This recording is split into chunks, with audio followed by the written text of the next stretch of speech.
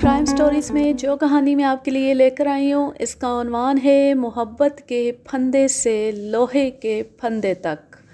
اس کے مصنف ہیں انسپکٹر احمد یار خان۔ جوان آدمی، خوب روح، خوشحال مسلمان زمیندار کا بیٹا، عمر ابھی 23 سال نہیں ہوئی تھی، جنگل میں مرا پڑا تھا۔ وہ شکار کھیلنے گیا تھا، اس کی 12 بور کی بندوق اس کے پاس پڑی تھی۔ اگر محکمہ جنگلات کے 2 آدمی اسے دیکھ نہ لیتے تو پولیس تک اطلاع ہی نہ پہنچتی اور درندے پولیس کو ایک قتل کی تفتیش سے بچا لیتے۔ اگلی صبح تک لاش کی ہڈی بھی نہ ملتی۔ ہندوستان کے اس علاقے میں ہرن کی نسل کے جانور اور تھوڑی سی تعداد نیل گائے کی بھی تھی۔ شیر بھی تھے لیکن بہت ہی تھوڑی تعداد میں۔ بھیڑیے زیادہ تھے۔ وہاں پرندوں کے شکار کے لیے لائسنس لینا پڑتا تھا۔ بڑے شکار کی ممانعت تھی۔ محکمہ جنگلات کے ہیڈ کوارٹر سے جو وہاں سے بہت دور تھا، ایک ہرن یا ایک نیل گائے مارنے کی تحریری اجازت مل جاتی تھی، لیکن یہ اجازت نامہ کسی اثر و رسوخ والے کو یا کسی انگریز کو ہی ملتا تھا۔ اس جنگل کے ایک اہلکار نے تھانے میں اطلاع دی کہ وہاں ایک جوان آدمی کی لاش پڑی ہے۔ اس وقت تک لاش کا پیٹ 3-4 گدھ پھاڑ چکے تھے۔ محکمے کا ایک آدمی لاش کی حفاظت کے لیے وہاں موجود رہا۔ میں جائے واردات پر فوراً پہنچا۔ میرا خیال تھا کہ لاش خون آلود ہوگی اور اسے کسی درندے نے مارا ہوگا یا اسے اپنے کسی شکاری ساتھی کی گولی لگ گئی ہوگی اور وہ ساتھی بھاگ گیا ہوگا، مگر لاش پر خون کا ایک قطرہ بھی نہیں تھا۔ گدھوں نے پیٹ پھاڑ کر انتڑیاں باہر نکال دی تھیں، وہاں بھی خون نہیں تھا۔ اس کا مطلب یہ تھا کہ اس کے مرنے کے بعد گدھ آئے تھے۔ میں نے جسم کا نظری معائنہ کیا، کہیں کوئی زخم یا چوٹ نہیں تھی۔ گردن پر نظر پڑی تو موت کا باعث معلوم ہو گیا۔ پولیس والے فوراً پہچان لیا کرتے ہیں۔ اسے ہاتھوں سے گلا دبا کر مارا گیا تھا۔ جمے ہوئے خون کے نشان صاف تھے۔ میرے ساتھ ہیڈ کانسٹیبل تھا، وہ مجھ سے 4 سال پہلے کا اس تھانے میں تھا۔ اس نے مقتول کو فوراً پہچان لیا، اس کے باپ کا نام بھی بتا دیا اور گاؤں کا بھی۔ وہ خوشحال زمیندار تھا۔ مقتول کی بندوق لاش کے قریب پڑی تھی۔ مارے ہوئے 4-5 پرندے ادھر ادھر پڑے تھے۔ مقتول کے کرتے کی جیب سے ایک نوٹ 10 روپے کا، ایک 5 روپے کا اور 2-3 روپے کے سکے برآمد ہوئے۔ اس کے گلے میں ایک تعویذ تھا جو سونے کے چوکور خول میں مڑا ہوا تھا اور انگلی میں سونے کی انگوٹھی تھی۔ ان قیمتی اشیاء کی موجودگی بتاتی تھی کہ یہ واردات رہزنی کی نہیں، ورنہ یہ اشیاء لاش کے ساتھ نہ ہوتیں۔ یہ واردات کسی پیشہ ور مجرم کی ہوتی تو بندوق اور کارتوس غائب ہوتے۔ پھر ایک گھوڑی برآمد ہوئی جو جائے واردات سے 100-150 گز دور ایک درخت کے ساتھ بندھی ہوئی تھی۔ مقتول کا گاؤں جائے واردات سے 3 میل دور تھا۔ گھوڑی مقتول کی ہو سکتی تھی، وہاں اس کا کوئی اور مالک نہیں تھا۔ قاتل کی ہوتی تو یہاں بندھی نہ رہ جاتی۔ میں نے اپنے ساتھ لائے ہوئے کانسٹیبل کو یہی گھوڑی دے کر کہا کہ کھوجی کو بلا لائے اور مقتول کے گاؤں اس کے گھر اطلاع دیتا جائے۔ میں نے اس دوران کھرے دیکھنے کی کوشش شروع کر دی۔ زمین کھروں کے لیے اچھی تھی۔ لاش کے ارد گرد جنگلات کے ان 2 اہلکاروں کے کھرے اتنے زیادہ تھے کہ وہاں مقتول اور قاتل کے کھرے ڈھونڈنا مشکل تھا۔ میں کھرے اٹھانے کے فن سے باقاعدہ واقف بھی نہیں تھا۔ لاش سے 6-7 قدم دور ایک کھرا نظر آیا جو لاش کی جگہ سے جا رہا تھا۔ یہ چونکہ عام گزرگاہ نہیں تھی، اس لیے وہاں ان دونوں اہلکاروں کے سوا اور کسی کے پاؤں کے نشان نہیں تھے۔ میں نے کھرے دیکھنے چھوڑ دیے کیونکہ یہ کھوجی کا کام تھا اور کوئی کھرا میرے پاؤں سے گم ہونے کا خطرہ تھا۔ میں محکمہ جنگلات کے ان دونوں آدمیوں سے باتیں کرنے لگا۔ گو ایسا ممکن تو نہیں تھا لیکن ان پر بھی شک کیا جا سکتا تھا۔ انہوں نے بتایا کہ یہاں ہرن وغیرہ کے شکار کی اجازت نہیں۔ بعض آدمی پھندا لگا کر ہرن پکڑتے ہیں اور ان کی کھالیں اور گوشت بیچتے ہیں۔ لگے ہوئے پھندوں کی تلاش میں محکمہ جنگلات کے آدمی جنگل میں پھرتے رہتے تھے۔ اس روز یہ لاش دیکھنے سے پہلے انہوں نے ایک پھندا پکڑا تھا جو قریب ہی ایک درخت کے ساتھ پڑا تھا۔ انہوں نے مجھے بتایا کہ پھندے میں کوئی جانور پھنسا تھا لیکن نکل گیا ہے۔ پھندے کے دندانوں پر خون لگا ہوا ہے۔ مجھے اس پھندے کے ساتھ اور اس میں سے نکل جانے والے جانور کے ساتھ کوئی دلچسپی نہیں تھی۔ میرے سامنے ایک خوب روح جوان کی لاش پڑی تھی جس کی تفتیش مجھے نہ جانے کون سے چکر میں ڈالنے والی تھی۔ کھوجی کے انتظار میں مجھے وقت گزارنا تھا، اس لیے میں نے پھندے کو دیکھنا شروع کر دیا۔ یہ لوہے کا پھندا تھا، نوکدار دندانوں والے 2 حصے تھے، دونوں نئے چاند کی شکل کے تھے۔ دونوں کے دندانے آپس میں ملے ہوئے تھے۔ انہیں کھول کر ایک ہک کی مدد سے پھندے کے باقی حصے کے ساتھ لگا دیا جاتا تھا۔ پھندے کے ساتھ 2 2.5 فٹ لمبی زنجیر تھی جس کے ایک سرے پر مضبوط کڑا تھا۔ یہ لکڑی کے ایک لمبے اور موٹے کیل میں ڈال کر کیل پورا زمین میں گاڑ دیا جاتا تھا۔ پھندا بھی زمین کے ساتھ مٹی اور گھاس میں چھپا ہوتا تھا۔ جانور کا پاؤں اس پر پڑتا تو دندانے تڑاخ سے بند ہو کر جانور کا ٹخنا جکڑ لیتے تھے۔ دندانے کھال میں اتر جاتے اور جانور نکل نہیں سکتا تھا۔ پھندا لگانے والا آ کر جانور کو رسی سے باندھتا اور پھندا کھول لیتا تھا۔ میں نے اس پھندے کے دندانوں پر خون دیکھا تو میں سوچنے لگا کہ اس میں سے جانور نکل کس طرح گیا۔ یہ ہو سکتا تھا کہ صرف کھال پھندے میں آئی اور جانور نکل گیا، لیکن کھال کا ذرا سا ٹکڑا یا بال کسی بھی دندانے میں ہونے چاہیے تھے۔ جنگلات کے یہ اہلکار بہت خوش تھے کہ انہوں نے ایک پھندا پکڑ لیا ہے۔ پھندا لگانے والے کو پکڑنا ممکن نہیں تھا۔ یہ دونوں اہلکار میرے ساتھ رہے، انہیں میرے ساتھ ہی رہنا تھا۔ وہ دونوں گواہ تھے اور میری نظر میں وہ ابھی مشتبہ بھی تھے۔ میں ان کے ساتھ گپ شپ لگاتا رہا اور یہ بھانپنے کی بھی کوشش کرتا رہا کہ قتل کے ساتھ ان کا کوئی تعلق ہے یا نہیں۔ یہ ممکن تھا کہ پھندا مقتول نے لگایا ہو اور ان دونوں نے اسے پکڑ لیا ہو اور جھگڑے نے ایسی صورت اختیار کر لی ہو کہ انہوں نے اسے گلا دبا کر مار ڈالا ہو۔ ان کے کھرے اس کھرے سے مختلف تھے جو میں نے جائے واردات سے جاتا ہوا دیکھا تھا۔ مقتول کا باپ، ماں اور بہت سے آدمی کھوجی اور کانسٹیبل سے پہلے پہنچ گئے۔ کانسٹیبل انہیں اطلاع دے کر کھوجی کو بلانے چلا گیا تھا۔ میں نے انہیں وہاں سے دور رکھا جہاں میں نے کھرے دیکھے تھے۔ قیامت کا سماں بن گیا۔ مقتول کی ماں اور اس کا باپ اس صدمے سے پاگل ہوئے جا رہے تھے۔ کانسٹیبل کے کہنے پر وہ چارپائی لے آئے تھے۔ لاش اٹھوا کر چارپائی پر رکھوا لی۔ ایسی دل دوست چیخیں اور دھاڑیں مجھ سے برداشت نہیں ہو رہی تھی۔ پھر کھوجی بھی آ گیا۔ مقتول کے باپ نے لاش کی شناخت کے ساتھ گھوڑی بھی پہچان لی۔ مقتول صبح سویرے گھوڑی پر شکار کو نکلا تھا۔ اس کے پاس پرندوں کے شکار کا لائسنس تھا۔ میں نے ہیڈ کانسٹیبل سے کہا کہ وہ لاش لے جائے اور پوسٹ مارٹم کا انتظام کرائے۔ کھوجی نے میرے کہنے پر اپنا کام شروع کر دیا اور میں نے مقتول کے باپ کو الگ کر لیا۔ مجھے سب سے پہلے قتل کا باعث معلوم کرنا تھا۔ میرا خیال تھا کہ یہ خاندانی دشمنی کا نتیجہ ہے۔ دیہات میں ایسے قتل ہوتے ہی رہتے تھے۔ دوسری وجہ یہ ہو سکتی تھی کہ بڑے زمینداروں کے بیٹے کسانوں اور مزاروں کی بہو بیٹیوں کے پیچھے پڑے رہتے تھے۔ کسی غیرت مند نے اس شہزادے کو غیرت کے جوش سے قتل کر دیا ہوگا۔ خاندانی عداوت اور غیرت کے جوش سے جو قتل ہوتے ہیں ان میں لوٹا نہیں جاتا، کیونکہ مقصد لوٹنا نہیں قتل کرنا یعنی انتقام لینا ہوتا ہے۔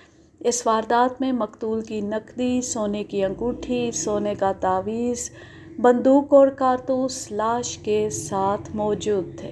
مقتول کے باپ نے بتایا کہ ہندو راجپوتوں کے ایک خاندان کے ساتھ دشمنی ہے۔ 10 سال گزرے، کھیتوں کو پانی لگانے کی باری پر جھگڑا ہو گیا جو لڑائی تک پہنچ گیا تھا۔ ہندو راجپوت بھی طاقت اور پیسے والے زمیندار تھے۔ اس لڑائی میں ان کا ایک آدمی مارا گیا، چند ایک زخمی ہوئے تھے اور اس مسلمان زمیندار کے 3-4 آدمی صرف زخمی ہوئے تھے۔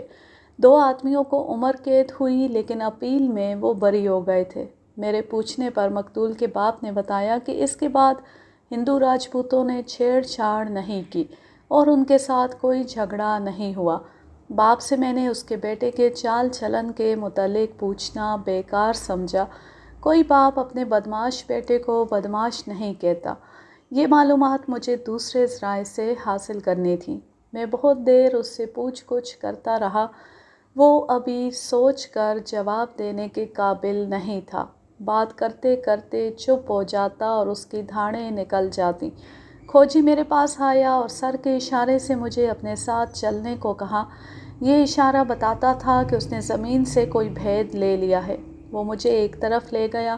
ایک کھرا ایک طرف سے لاش کی طرف آ رہا تھا، یہی کھرا دوسری طرف لاش سے ہٹ کر جا رہا تھا۔ یہ کھرا مقتول کا نہیں تھا۔ کھوجی مقتول کی جوتی دیکھ چکا تھا۔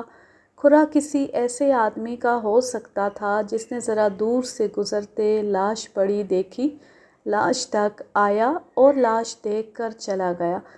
لیکن وہ جدھر سے آیا تھا اسے ادھر ہی چلے جانا چاہیے تھا۔ یوں سمجھیے کہ وہ شمال کی طرف سے لاش تک آیا اور شمال مشرق کی طرف چلا گیا۔ اس کی دونوں سمتوں کا زاویہ تقریباً 45 ڈگری تھا۔ میں نے کھوجی سے کہا کہ یہ کوئی لاش دیکھنے آیا اور چلا گیا ہے۔ کھوجی نے مسکرا کر میری طرف دیکھا اور بولا، میرا تجربہ کچھ اور بتاتا ہے۔ پہلے میں بھی یہی سمجھا جو آپ کہتے ہیں، آگے چل کر دیکھیں۔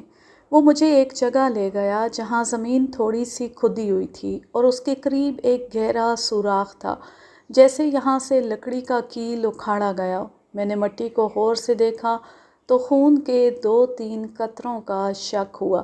کھوجی مجھے وہاں سے 12-14 قدم دور ایک درخت کے نیچے لے گیا۔ یہ کھرا وہاں تک جاتا تھا۔ وہاں 3-4 خون آلود کپڑے کے ٹکڑے پڑے تھے۔ انہیں دیکھ کر پتہ چلتا تھا جیسے کوئی اپنے زخم سے خون صاف کر کے یہ ٹکڑے پھینکتا رہا ہو۔ یہ پگڑی کے کپڑے کے ٹکڑے معلوم ہوتے تھے۔ کھوجی نے جو کھرا اٹھایا تھا اس نے یہ تجزیہ کیا کہ اس نے یہی کھرا ادھورا اور بجھا لاش کے ارد گرد دیکھا ہے۔ پھر یہ کھرا اس جگہ آیا جہاں زمین ذرا کھدی ہوئی تھی۔ وہاں زیادہ تر کھرا صرف بائیں پاؤں کا تھا، جیسے یہ آدمی ایک ٹانگ پر ناچتا رہا ہو۔ اس کے ساتھ 2 کھرے اور ہیں۔ وہاں یہ کھرا درخت یعنی کپڑے کے خون آلود ٹکڑوں تک اس طرح گیا کہ بایاں پاؤں ٹھیک پڑ رہا ہے اور دائیں پاؤں کا کہیں صرف پنجہ ہے اور کہیں صرف ایڑی۔ آپ اس کھرے کا یہ تجزیہ اسی صورت میں سمجھ سکتے ہیں کہ میں مکمل طور پر بیان کروں اور اس فن کے فنی پہلو پر بھی بات کروں، لیکن یہ تجزیہ پوری کہانی سے بھی لمبا ہو جائے گا۔ میں آپ کو پہلے کئی بار بتا چکا ہوں کہ اگر کھوجی صرف ایسے کھرے بھی دیکھ لیتے ہیں جو کسی اور بلکہ تجربے کار تفتیشی افسر کو بھی نظر نہیں آتے۔ اس کھرے کے متعلق آپ یہ ذہن میں رکھیں کہ یہ ایک اہم اور پراسرار کھرا تھا۔ کھوجی نے اپنی مہارت اور تجربے کی روشنی میں یقین کے ساتھ رائے دی کہ یہ آدمی مقتول کے ساتھ تھا۔ یہ قاتل ہو سکتا ہے، لیکن یہ خون آہنی پھندہ گورکھ دھندا بن گیا۔ میں نے چونک کر اتنی زور سے کھوجی کے کندھے پر ہاتھ مارا کہ وہ دبلا پتلا ادھیڑ عمر آدمی کانپ گیا۔ میں نے جوش سے کہا، میں بتاتا ہوں یہاں خون کیوں ہے۔ میں نے وہیں سے جنگل کے اہلکاروں کو آواز دی کہ پھندا اپنے ساتھ لیتے آؤ۔ وہ دوڑے آئے۔ میں نے ان سے پھندا لے کر اس کے دندانے پھر دیکھے، ان پر خون کے جمے ہوئے نشان تھے۔ میرے پوچھنے پر انہوں نے بتایا کہ انہوں نے یہ پھندا یہیں سے اکھاڑا ہے۔ یہ ایک معمہ تھا جو میری عقل کا امتحان لے رہا تھا۔ میں نے بہت سوچا اور دماغ میں یہی آیا کہ پھندا جب اہلکاروں نے دیکھا اس وقت یہ بند تھا اور اس پر خون بھی تھا۔ اس سے یہ پتہ چلا کہ اس پر کسی جانور کا پاؤں آیا۔ پھندے نے بند ہو کر پاؤں جکڑ لیا، لیکن اتنا نہیں کہ جانور پاؤں نکال نہ سکے۔ مگر اب یہ کھرا دیکھ کر اور کھوجی کی باتیں سن کر مجھے یقین سا ہونے لگا کہ پھندے میں جس کا پاؤں آیا تھا وہ کوئی جانور نہیں بلکہ انسان تھا۔ جانور اس میں سے پاؤں نہیں نکال سکتا تھا۔ صرف انسان کو معلوم ہوتا ہے کہ بند پھندا کس طرح کھولا جاتا ہے۔ اس انسان نے پھندا کھولا اور اپنا پاؤں آزاد کر لیا۔ میں نے کھوجی کو جب پھندا اور اس پر خون دکھایا اور بتایا کہ یہ پھندا یہاں لگا ہوا تھا تو اس نے آنکھیں ضرورت سے زیادہ کھول کر میرے منہ کی طرف دیکھا اور بہت دیر دیکھتا رہا۔ اس نے کھرا ایک بار پھر دیکھا اور بولا، اگر اس کا پاؤں پھندے میں آیا تھا تو یہ دایاں پاؤں ہوگا۔ لوہے کے اس پھندے نے تو اس کی ہڈی توڑ دی ہوگی، اسی لیے اس کے دائیں پاؤں کا کھرا بائیں سے بہت مختلف ہے۔ کہیں پنجہ لگا ہے، کہیں ایڑی۔ بائیں کھرے پر وزن زیادہ پڑ رہا ہے۔ ایک سوال میرے ذہن میں آیا، کیا یہ شخص قاتل تھا جو قتل کر کے ادھر سے واپس آیا اور اس کا پاؤں پھندے میں آ گیا؟ کھوجی نے ایک بار پھر تمام کھرے دیکھے اور پہلے سے زیادہ یقین سے کہا کہ یہ شخص مقتول کے ساتھ تھا۔ میں نے پھندا اور خون آلود کپڑے کے ٹکڑے قبضے میں لے لیے، دونوں اہلکاروں کو گواہوں کے طور پر پابند کر لیا اور ذہن میں یہ نکتہ رکھ لیا کہ یہ شخص جس کے یہ کھرے اور یہ خون ہے، یہ اگر قاتل نہیں تو مقتول کے ساتھ ضرور تھا۔ اس زمانے میں پولیس کی ایک مشکل یہ تھی کہ خون کا گروپ معلوم کرانے کے لیے خون کا نمونہ بہت ہی دور بھیجنا پڑتا تھا۔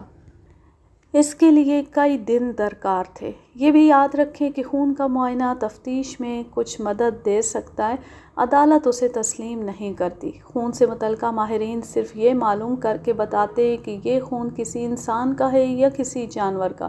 اگر جائے واردات کی کسی چیز پر گرے ہوئے خون کا گروپ کسی ملزم کے خون سے مل جائے تو پولیس کا شک اس ملزم کے خلاف پختہ ہو سکتا ہے۔ قانون اسے ملزم کے خلاف استعمال نہیں کر سکتا کیونکہ بے شمار انسانوں کا خون ایک ہی گروپ کا ہوتا ہے۔ بس اتنا فائدہ ہوتا ہے کہ پولیس ملزم کو پھر چھوڑتی نہیں، دوسری شہادتیں فراہم کر کے اس کے خلاف جرم ثابت کر لیا جاتا ہے۔ لاش جا چکی تھی۔ میں مقتول کے گاؤں چلا گیا۔ گاؤں سے چند ایک کھیت پرے ان ہندو راجپوتوں کے گھر تھے جن کے ساتھ 10 سال پہلے مقتول کی لڑائی ہوئی تھی۔ وہاں جا کر ان کے 2 معزز آدمیوں کو بلا کر کہا کہ تمام مردوں کو ایک جگہ اکٹھا کر لو، اگر کوئی کھیتوں میں یا کہیں اور ہے تو اسے بھی بلا لو، کوئی ایک بھی غیر حاضر نہ ہو۔ میں نے نمبردار، چوکیدار اور سفید پوش کو بلا لیا۔ ان ہندو راجپوتوں کے 7-8 گھر تھے، کم و بیش 25 آدمی تھوڑی دیر میں جمع ہو گئے۔ شام کا وقت تھا، سب گھروں کو آ گئے تھے۔ نمبردار وغیرہ نے سب کو دیکھ کر مجھے بتایا کہ کوئی بھی غیر حاضر نہیں۔ میں نے گول دائرے میں کھڑا کر کے سب کے پاؤں دیکھے، کسی کا پاؤں زخمی نہیں تھا۔ اس کے بعد ان سے پوچھ کر ان 10-12 آدمیوں کو الگ کیا جو مقتول کے خاندان کے ساتھ 10 سال پہلے لڑے تھے۔ میں نے ابھی پوچھا بھی نہیں تھا کہ ان میں سے وہ بوڑھا زمیندار جس نے 10 سال پہلے پانی کا جھگڑا شروع کیا تھا بول پڑا۔ اس زمانے میں تھانے داروں سے لوگ، خصوصاً دیہاتی لوگ، بہت ڈرتے تھے، بچ جاتے تھے، لیکن اس آدمی کے لہجے میں ڈر اور خوشامد نہیں تھی۔ جناب عالی، آپ ذرا تشریف رکھیں، پریشان نہ ہوں، میں آپ کا شک رفع کرنے کی کوشش کروں گا۔ 2 آدمی دوڑ کر پلنگ اٹھا لائے۔ میں بیٹھ گیا۔ اس نے کہا، اگر انہوں نے، یعنی مقتول کے لواحقین نے، ہم پر قتل کا شک کیا ہے تو وہ بزدل اور کمینے ہیں۔ ہم سن چکے ہیں کہ ان کا لڑکا مارا گیا ہے، ہمیں معلوم نہیں وہ کس طرح مارا گیا ہے۔ یہ درست ہے کہ 10-11 سال گزرے، ہماری ان کے ساتھ لڑائی ہوئی اور ہمارا ایک آدمی ضائع ہو گیا اور ان کے آدمی بری ہو گئے، لیکن جناب عالی، ہم اتنے کمزور نہیں ہیں کہ بدلہ لینے کے لیے 10 سال انتظار کرتے اور ان کے لڑکے کو چوروں اور بزدلوں کی طرح قتل کرتے۔ اگر ایسے کرنا ہوتا تو ہم مقدمہ ختم ہوتی بدلہ لے لیتے۔ اس نے پہلے میری ران پر، پھر اپنے سینے پر ہاتھ مار کر کہا، وہ تو کھلی لڑائی ہوئی تھی، ہمارا آدمی نہ مرتا تو ہم تھانے میں بھی نہ جاتے، ہم نے بدلہ لینے کی سوچی نہیں۔ یہ لڑکا جو آج مارا گیا ہے اور ان کے دوسرے لڑکے کئی دفعہ ایسی جگہ ہمیں اکیلے ملے ہیں، اگر چھپ کر بدلہ لینا ہوتا تو ہم بہت پہلے اس طرح بدلہ لیتے کہ انہیں پتہ بھی نہ چلتا کہ قاتل کون ہے۔ ہم نے وہ لڑائی دل سے نکال دی ہے۔ اس نے ایسی باتیں کی اور ایسے لہجے میں کی کہ میں نے مان لی۔ بعد میں نمبردار نے بھی مجھے بڑی اچھی دلیلیں دیں اور مثالیں دے کر یقین دلایا کہ ان لوگوں نے کبھی انتقام کا نہیں سوچا، تاہم میں نے انہیں ذہن سے خارج نہیں کیا۔ مقتول کے باپ نے ان کے خلاف پختہ شک کا اظہار کیا بھی نہیں تھا۔ اس نے میرے اس سوال کا جواب دیا تھا کہ کس کے ساتھ خونی دشمنی ہے۔ میری مدد نمبردار، چوکیدار اور میرے مخبر ہی کر سکتے تھے۔ میں نمبردار اور چوکیدار کو ساتھ لے گیا۔ تھانہ 2 میل دور تھا۔ انہیں مخبری کے لیے ضروری ہدایات دیں اور بتایا کہ کوئی ایسا آدمی دیکھو جس کا پاؤں زخمی ہو تو فوراً مجھے اطلاع دو۔ مخبروں کو الگ ہدایات دیں۔ لاش 12 میل دور پوسٹ مارٹم کے لیے گئی تھی۔ رات کے آخری پہر واپس آئی۔ مجھے پوسٹ مارٹم رپورٹ دوسرے دن ملی۔ ڈاکٹر نے لکھا تھا کہ موت گلا دبانے سے واقع ہوئی ہے۔ جسم پر اور کوئی زخم اور چوٹ نہیں تھی سوائے پیٹ کے جو گدھوں نے پھاڑا اور انتڑیاں وغیرہ نکال کر کھا لی تھی۔ اس روز شام کو مقتول کے باپ کو بلایا، اس کے ساتھ ہمدردی کی، حوصلہ دیا اور اسے کہا کہ اب وہ ہوش اور عقل ٹھکانے رکھ کر میرے سوالوں کا جواب دے تاکہ میں اس کے بیٹے کے قاتل کو پکڑ سکوں۔ اس کے ساتھ ادھر ادھر کی باتیں کر کے اسے ذہنی طور پر تیار کر لیا۔ اس سے پہلا سوال یہ کیا کہ اس کے بیٹے کے پاس پھندا تھا اور کیا اس نے کبھی جنگل میں پھندا لگایا تھا۔ باپ نے بتایا کہ اس کے پاس پھندا نہیں تھا۔ میں نے اسے بتایا کہ اگر پھندا تھا تو وہ بتا دے، اس کی اسے سزا نہیں ملے گی، اس سے شاید قاتل کی تلاش آسان ہو جائے۔ اس نے مجھے یقین دلا دیا کہ مقتول کے پاس پھندا نہیں تھا، اسے صرف پرندوں کے شکار کا شوق تھا جس کے لیے اس نے باقاعدہ لائسنس لے رکھا تھا۔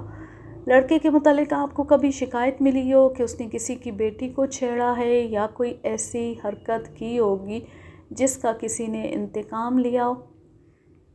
میری توقع کے عین مطابق باپ نے اپنے بیٹے کی تعریفیں شروع کر دیں۔ انہی تعریفوں کے سلسلے میں اس نے بتایا کہ لڑکا اتنا شریف تھا کہ برادری کے 2 گھرانے گھر آ کر اپنی بیٹیوں کے رشتے دیتے تھے۔ کوئی 1 مہینہ ہوا کہ اس کی منگنی کر دی گئی تھی۔ یہ بات سن کر میرا دماغ کسی اور طرف چل پڑا۔ دیہات میں ایسا تو نہیں ہوتا کہ کسی لڑکی کے ماں باپ اپنی پسند کے لڑکے کے گھر جا کر لڑکی دیں، کسی کی زبانی کہلوایا جا سکتا ہے۔ وہاں یہ بھی ہوتا ہے کہ کسی کی لڑکی کو ٹھکرا کر بیٹے کی منگنی کہیں اور کر دی جائے تو ٹھکرائی ہوئی لڑکی کے والدین اسے اپنی ناقابل برداشت توہین سمجھتے ہیں۔ اس قتل میں بھی مجھے ایسا ہی شک ہوا۔ میں نے مقتول کے باپ سے تفصیلی پوچھ گچھ کی، بہت قریدہ، مگر مجھے مایوسی ہوئی۔ اس نے بتایا کہ 2 گھرانوں کی لڑکیوں کے پیغام کسی کی معرفت آئے تھے لیکن رشتہ ایک تیسرے گھرانے کا قبول کیا گیا۔ جن 2 گھرانوں کو مایوس کیا گیا تھا ان کے متعلق باپ نے بتایا کہ ان کی حیثیت ایسی نہیں کہ ایسے سنگین طریقے سے انتقام لیتے۔ وہ شریف لوگ ہیں اور قریبی رشتہ داری بھی ہے۔ منگنی ایک اور گاؤں میں ہوئی تھی جو اس گاؤں سے 2.25 میل دور تھا۔ میں اتنا سمجھ گیا کہ قتل کا باعث بہت ہی خفیہ ہے اور یہ محبت اور رقابت کا ڈرامہ ہے، اور اگر یہ انتقامی قتل ہے تو بھی اس میں کسی لڑکی کا عمل دخل ضرور ہوگا۔ مقتول کے باپ سے مجھے کچھ بھی حاصل نہ ہوا سوائے اس کے کہ مقتول کی منگنی ہو چکی تھی۔ مجھے لڑکی والوں سے کچھ نہیں پوچھنا تھا۔ اب نمبردار، چوکیدار اور مخبر ہی مجھے کچھ بتا سکتے تھے اور مجھے اپنے دماغ سے کام لینا تھا۔ ان لوگوں کو تھانے بلایا۔ نمبردار اور چوکیدار نے ایک ہی جیسی رپورٹ دی جو مختصراً یہ تھی کہ مقتول اچھے چلن کا آدمی نہیں تھا۔ یہ تو میں بھی جانتا تھا کہ خوشحال اور امیر زمینداروں اور جاگیرداروں کے بیٹے اپنے آپ کو شہزادے اور اپنے سے کم درجے کی ذاتوں کے لوگوں کو اپنے زر خرید اور غلام رعایا سمجھتے تھے۔ غریب کسانوں اور مزاروں کی بہو بیٹیوں کا شکار کھیلتے رہتے تھے۔ نمبردار نے بتایا کہ ایک غریب مزدور کی جوان بیٹی کے ساتھ مقتول کا گہرا درپردہ میل جول تھا۔ لڑکی کے باپ نے 2 مرتبہ نمبردار سے کہا تھا کہ یہ لڑکا ان کے ارد گرد چکر لگاتا رہتا اور ان کی لڑکی کو خراب کرتا ہے۔ نمبردار نے مقتول کے باپ کے ساتھ بات کی تھی لیکن باپ نے اپنے بیٹے کو سمجھانے کی بجائے لڑکی کے باپ کو گالیاں دیں اور کہا تھا کہ وہ اس کے بیٹے کو بدنام کرتا ہے۔ چوکیدار نے نمبردار کی تائید کی۔ انہوں نے بتایا کہ لڑکی کا سارا خاندان اینٹوں کے بھٹے پر کام کرتا ہے۔ گاؤں سے تھوڑی دور اینٹوں کا ایک بھٹا تھا۔ میں نے نمبردار اور چوکیدار سے کچھ اور باتیں پوچھیں اور یہ بھی پوچھا کہ ان مزدوروں میں اتنی ہمت ہو سکتی ہے کہ عزت کے انتقام میں قتل کر دے۔ غیرت جاگ اٹھے تو انسان امیری غریبی اور زندگی موت کی پرواہ نہیں کرتا۔ نمبردار کے یہ الفاظ مجھے آج تک یاد ہیں۔ میں یہاں تک جانتا ہوں کہ لڑکی پوری طرح مقتول کے قبضے میں تھی۔ اسے ماں باپ نے مارا پیٹا بھی تھا لیکن وہ مقتول سے ملنے سے باز نہیں آتی تھی۔ اس کا یہی علاج تھا کہ لڑکی کو ختم کرو یا لڑکے کو۔ ان مزدوروں کی بھی آخر عزت ہوتی ہے۔ مخبروں نے بھی مقتول کے متعلق ایسی رپورٹیں دیں۔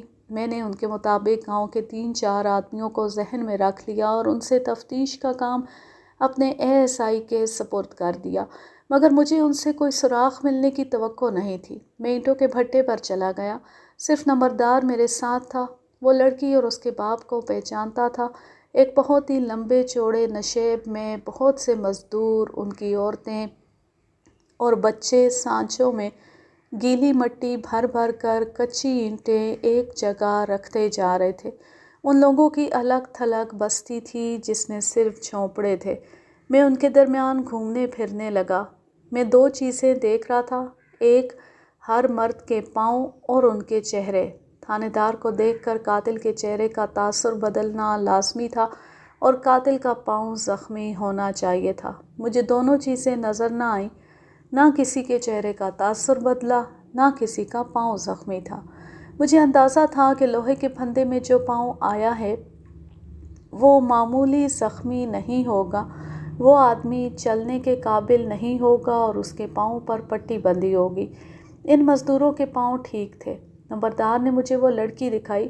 وہ نوجوان اور خوبصورت لڑکی تھی، اپنی برادری کی دوسری لڑکیوں کی نسبت صاف ستھری اور قدرے الگ تھلگ تھی۔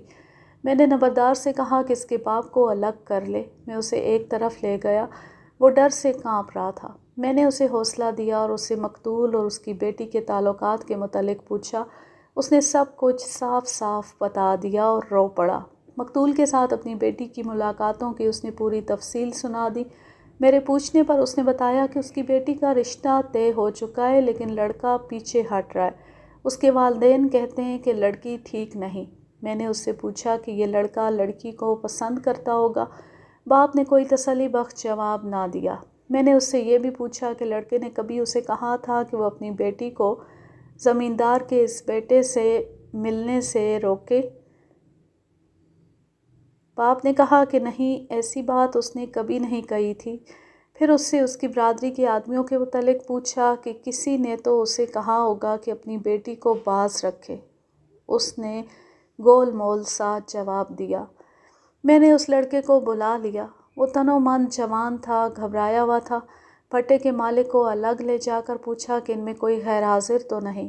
اس نے سب کو دیکھ کر بتایا کہ سب کام پر موجود ہیں۔ اس نے یہ بھی بتایا کہ اس قبیلے کے چند ایک آدمی دوسری جگہوں پر بھی کام کرتے ہیں۔ میں نے اسے قتل کا دن بتا کر پوچھا کہ اچھی طرح یاد کر کے بتائے کہ اس روز یہ آدمی یا ان میں سے کوئی اور کام سے غیر حاضر تھا۔ اس نے وثوق سے بتایا کہ سب حاضر تھے۔ میں اس لڑکے کو اپنے ساتھ تھانے لے چلا تو نمبردار نے مشورہ دیا کہ ان کے سب سے بڑے پنچ اور لڑکی کو بھی ساتھ لے جاؤں، ان سے اندر کی باتیں معلوم ہونے کی توقع تھی۔ میں نے پنچ اور لڑکی کو ساتھ لے لیا۔ پنچ اس قبیلے کا سردار تھا۔ نمبردار نے میرے لیے گھوڑے کا انتظام کر دیا تھا۔ میں نے نمبردار کو فارغ کر دیا اور ان تینوں کو تھانے لے گیا۔ پہلے جوان آدمی کو اندر بلایا۔ وہ بہت ڈرا ہوا تھا۔ میں نے اس کے پاؤں پہلے بھی دیکھے تھے، اب پھر دیکھے۔ اس کے پاؤں میں جوتی نہیں تھی اور اس کا کوئی پاؤں زخمی بھی نہیں تھا۔ جائے واردات پر کھرے جوتی کے تھے۔ میں نے اس سے پوچھا کہ اس کی جوتی کہاں ہے؟ اس نے جواب دیا کہ ان کے ہاں جوتی پہننے کا رواج ہی نہیں۔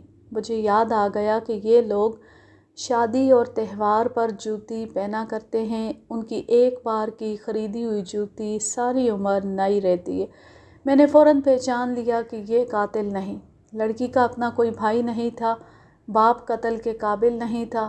میرا دماغ اب اس لائن پر کام کر رہا تھا کہ ان کی برادری نے مقتول کو قتل کرایا ہوگا۔ اس آدمی سے میں نے پوچھا کہ وہ لڑکی کو پسند کرتا تھا اور کیا وہ اسی کے ساتھ شادی کرنا چاہتا تھا۔ اس نے جواب دیا کہ لڑکی اسے پسند ضرور تھی، لیکن زمیندار کے اس بیٹے نے اسے تحفے اور پیسے دے دے کر اس کا دماغ خراب کر دیا تھا، اس لیے وہ اس کے ساتھ شادی نہیں کرنا چاہتا تھا۔ اس نے میرے سوالوں کا جواب دیتے ہوئے بتایا کہ اس نے لڑکی کے ساتھ کبھی بات نہیں کی تھی، اس نے لڑکی کے باپ سے بھی کبھی نہیں کہا تھا کہ وہ لڑکی کو قابو میں رکھے۔ میں بہت دیر اسے گھیرنے اور اسے کچھ اگلوانے کی کوشش کرتا رہا، مگر وہ بے گناہ تھا۔ اس کے دل میں مقتول کے خلاف نہیں بلکہ لڑکی کے خلاف نفرت تھی۔ اسے میں نے باہر الگ بٹھا دیا اور اس کے پنچ کو بلایا۔ اگر جھوٹ بولو گے تو یہاں سے باہر نہیں جا سکو گے، یہاں سے جیل میں جاؤ گے اور ساری عمر وہیں گزارو گے۔ سچ بتا دو گے تو مزے میں رہو گے۔ میں نے اس کے چہرے کا جائزہ لیا۔ تفتیشی افسر کے لیے ضروری ہوتا ہے کہ چہروں کی تبدیلیوں کو سمجھنے کی اہلیت رکھتا ہو۔ مجرم بھی یہ دھمکی سن کر گھبرا جاتا ہے اور بے گناہ بھی، لیکن دونوں کی گھبراہٹ میں فرق ہوتا ہے۔ میں نے اس آدمی کا چہرہ دیکھا، وہاں مجھے صرف خوف نظر آیا۔ اس کی آنکھیں ٹھہر گئی تھیں اور ہونٹ کانپنے لگے تھے۔ میں نے اسے سنبھلنے کی مہلت نہ دی اور کہا، اس آدمی کا نام بتا دو۔ مجھے یہ آدمی جو تمہارے ساتھ آیا ہے بہت کچھ بتا گیا ہے۔ قتل تم نے کرایا ہے یا ان لوگوں نے قتل کر کے تمہیں بتایا تھا؟ وہ ڈرے ہوئے بچے کی طرح رو پڑا اور ہاتھ جوڑ کر فریادیں کرنے لگا، حضور، ہم نے کل شام سنا ہے کہ زمینداروں کا چھوکرا جنگل میں مارا گیا ہے۔ ہماری اتنی جرأت کہاں ہو سکتی ہے کہ دھن والوں کی طرف آنکھ اٹھا کر بھی دیکھیں؟ آپ قتل کی بات کر رہے ہیں۔ تم نے لڑکی کے باپ سے کہا تھا کہ اپنی بیٹی کو زمیندار کے بیٹے سے نہ ملنے دے۔ میں نے صرف ایک بار اسے یہ بات کہی تھی، لیکن لڑکی کی اپنی ماں لڑکی کے ساتھ ہے، وہ خود لڑکی کو بتاتی ہے کہ جاؤ، وہ فلاں جگہ کھڑا ہے۔ وہ لالچی عورت ہے۔ ہم نے یہ حال دیکھا تو پھر کبھی لڑکی کے باپ سے کچھ نہیں کہا۔ اگر ہمیں قتل کرنا ہوتا تو لڑکی کی ماں کو قتل کرتے۔ میں نے پھر بھی اسے ڈھیل نہ دی، پوچھ گچھ کے مخصوص طریقے سے تیر چلاتا رہا اور وہ روتا رہا اور رو رو کر جواب دیتا رہا۔ آخر میں اس نے کہا، حضور والا، ہم لوگوں کی نہ تو کوئی عزت ہے نہ ہم میں غیرت ہے۔ ہماری کون سی عورت صاف ہے؟ جہاں سے پیٹ بھر کھانا اور 2-4 پیسے بغیر مشقت کے مل گئے، ہماری عورتیں وہاں اپنی عزت دے آتی ہیں۔ ہم میں قتل کرنے کی ہمت ہوتی تو ہم راہزن اور ڈاکو بنتے، 8 آنے روز پر صبح سے شام تک اینٹیں نہ بناتے رہتے۔ آپ نے ہمیں اس لیے تھانے بلوا لیا ہے کہ ہم غریب ہیں، ہم 2 نوالوں کی خاطر ہر کسی کی جوتیوں میں بیٹھ جاتے ہیں۔ وہ رو رہا تھا اور بولتا جا رہا تھا۔ بولتے بولتے وہ طیش میں آ گیا، کہنے لگا، ان بڑے بڑے زمینداروں کی بیٹیاں بھی ہماری لڑکی کی طرح خراب نکل آتی ہیں۔ آپ کسی اونچی حویلی میں جا کر اس طرح کسی لڑکی کو تھانے میں لا سکتے ہیں جس طرح آپ ہماری لڑکی کو لے آئے ہیں؟ نہیں حضور، مشتبہ اور مجرم صرف ہم ہیں، کیونکہ ہمارے بدن پر کپڑا نہیں اور پیٹ میں روٹی نہیں۔ وہ بولتے بولتے چپ ہو گیا، پھر گھبرا کر ہاتھ جوڑ کر بولا، حضور والا، مجھے بخش دینا، میں نے بہت بد زبانی کی ہے۔ میں نے اسے اس لیے بخش دیا کہ وہ مجھے مجرم نظر نہ آیا۔ بہت وقت صرف کر کے اسے کھنگالا، لیکن وہ مجھے صاف نظر آیا۔ اسے بھیج کر لڑکی کو بلایا۔ اس نے مقتول کے ساتھ اپنے تعلقات پر پردہ ڈالنے کی بالکل کوشش نہ کی۔ اسے مقتول کے قتل ہو جانے کا بہت افسوس تھا۔ یہ لڑکی میری مدد کر سکتی تھی۔ میں اس سے یہ معلوم کرنا چاہتا تھا کہ اس آدمی نے جس کے ساتھ اس کا رشتہ طے ہوا تھا کوئی دھمکی دی تھی، یا کسی اور آدمی نے اسے مقتول سے ملنے سے روکا تھا، یا کوئی آدمی ان کے قبیلے میں اتنا دلیر ہے جس نے مقتول کو رقابت یا غیرت کے جوش میں قتل کیا۔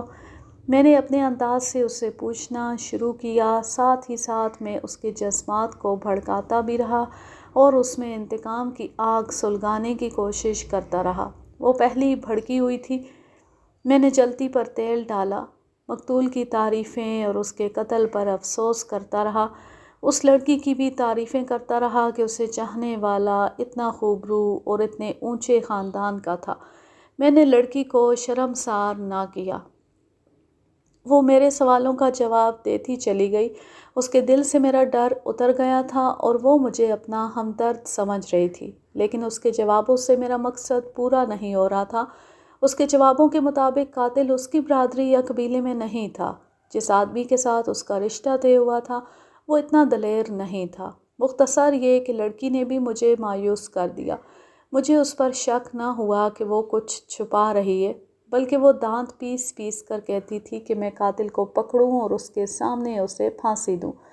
میں دراصل ابھی تک قتل کا باعث معلوم نہیں کر پا رہا تھا۔ میں بالکل اندھیرے میں تھا اور مجھے نظر آنے لگا تھا کہ قاتل کا سراغ لگانا بہت ہی دشوار ہے۔ مجھے یہ یقین ہو چلا تھا کہ وہ قاتل ہی تھا جس کا پاؤں پھندے میں آیا تھا اور اس کا پاؤں زخمی ہوگا۔ کھوجی نے بھی کھروں کے تجزیے کے بعد یہی رائے دی تھی۔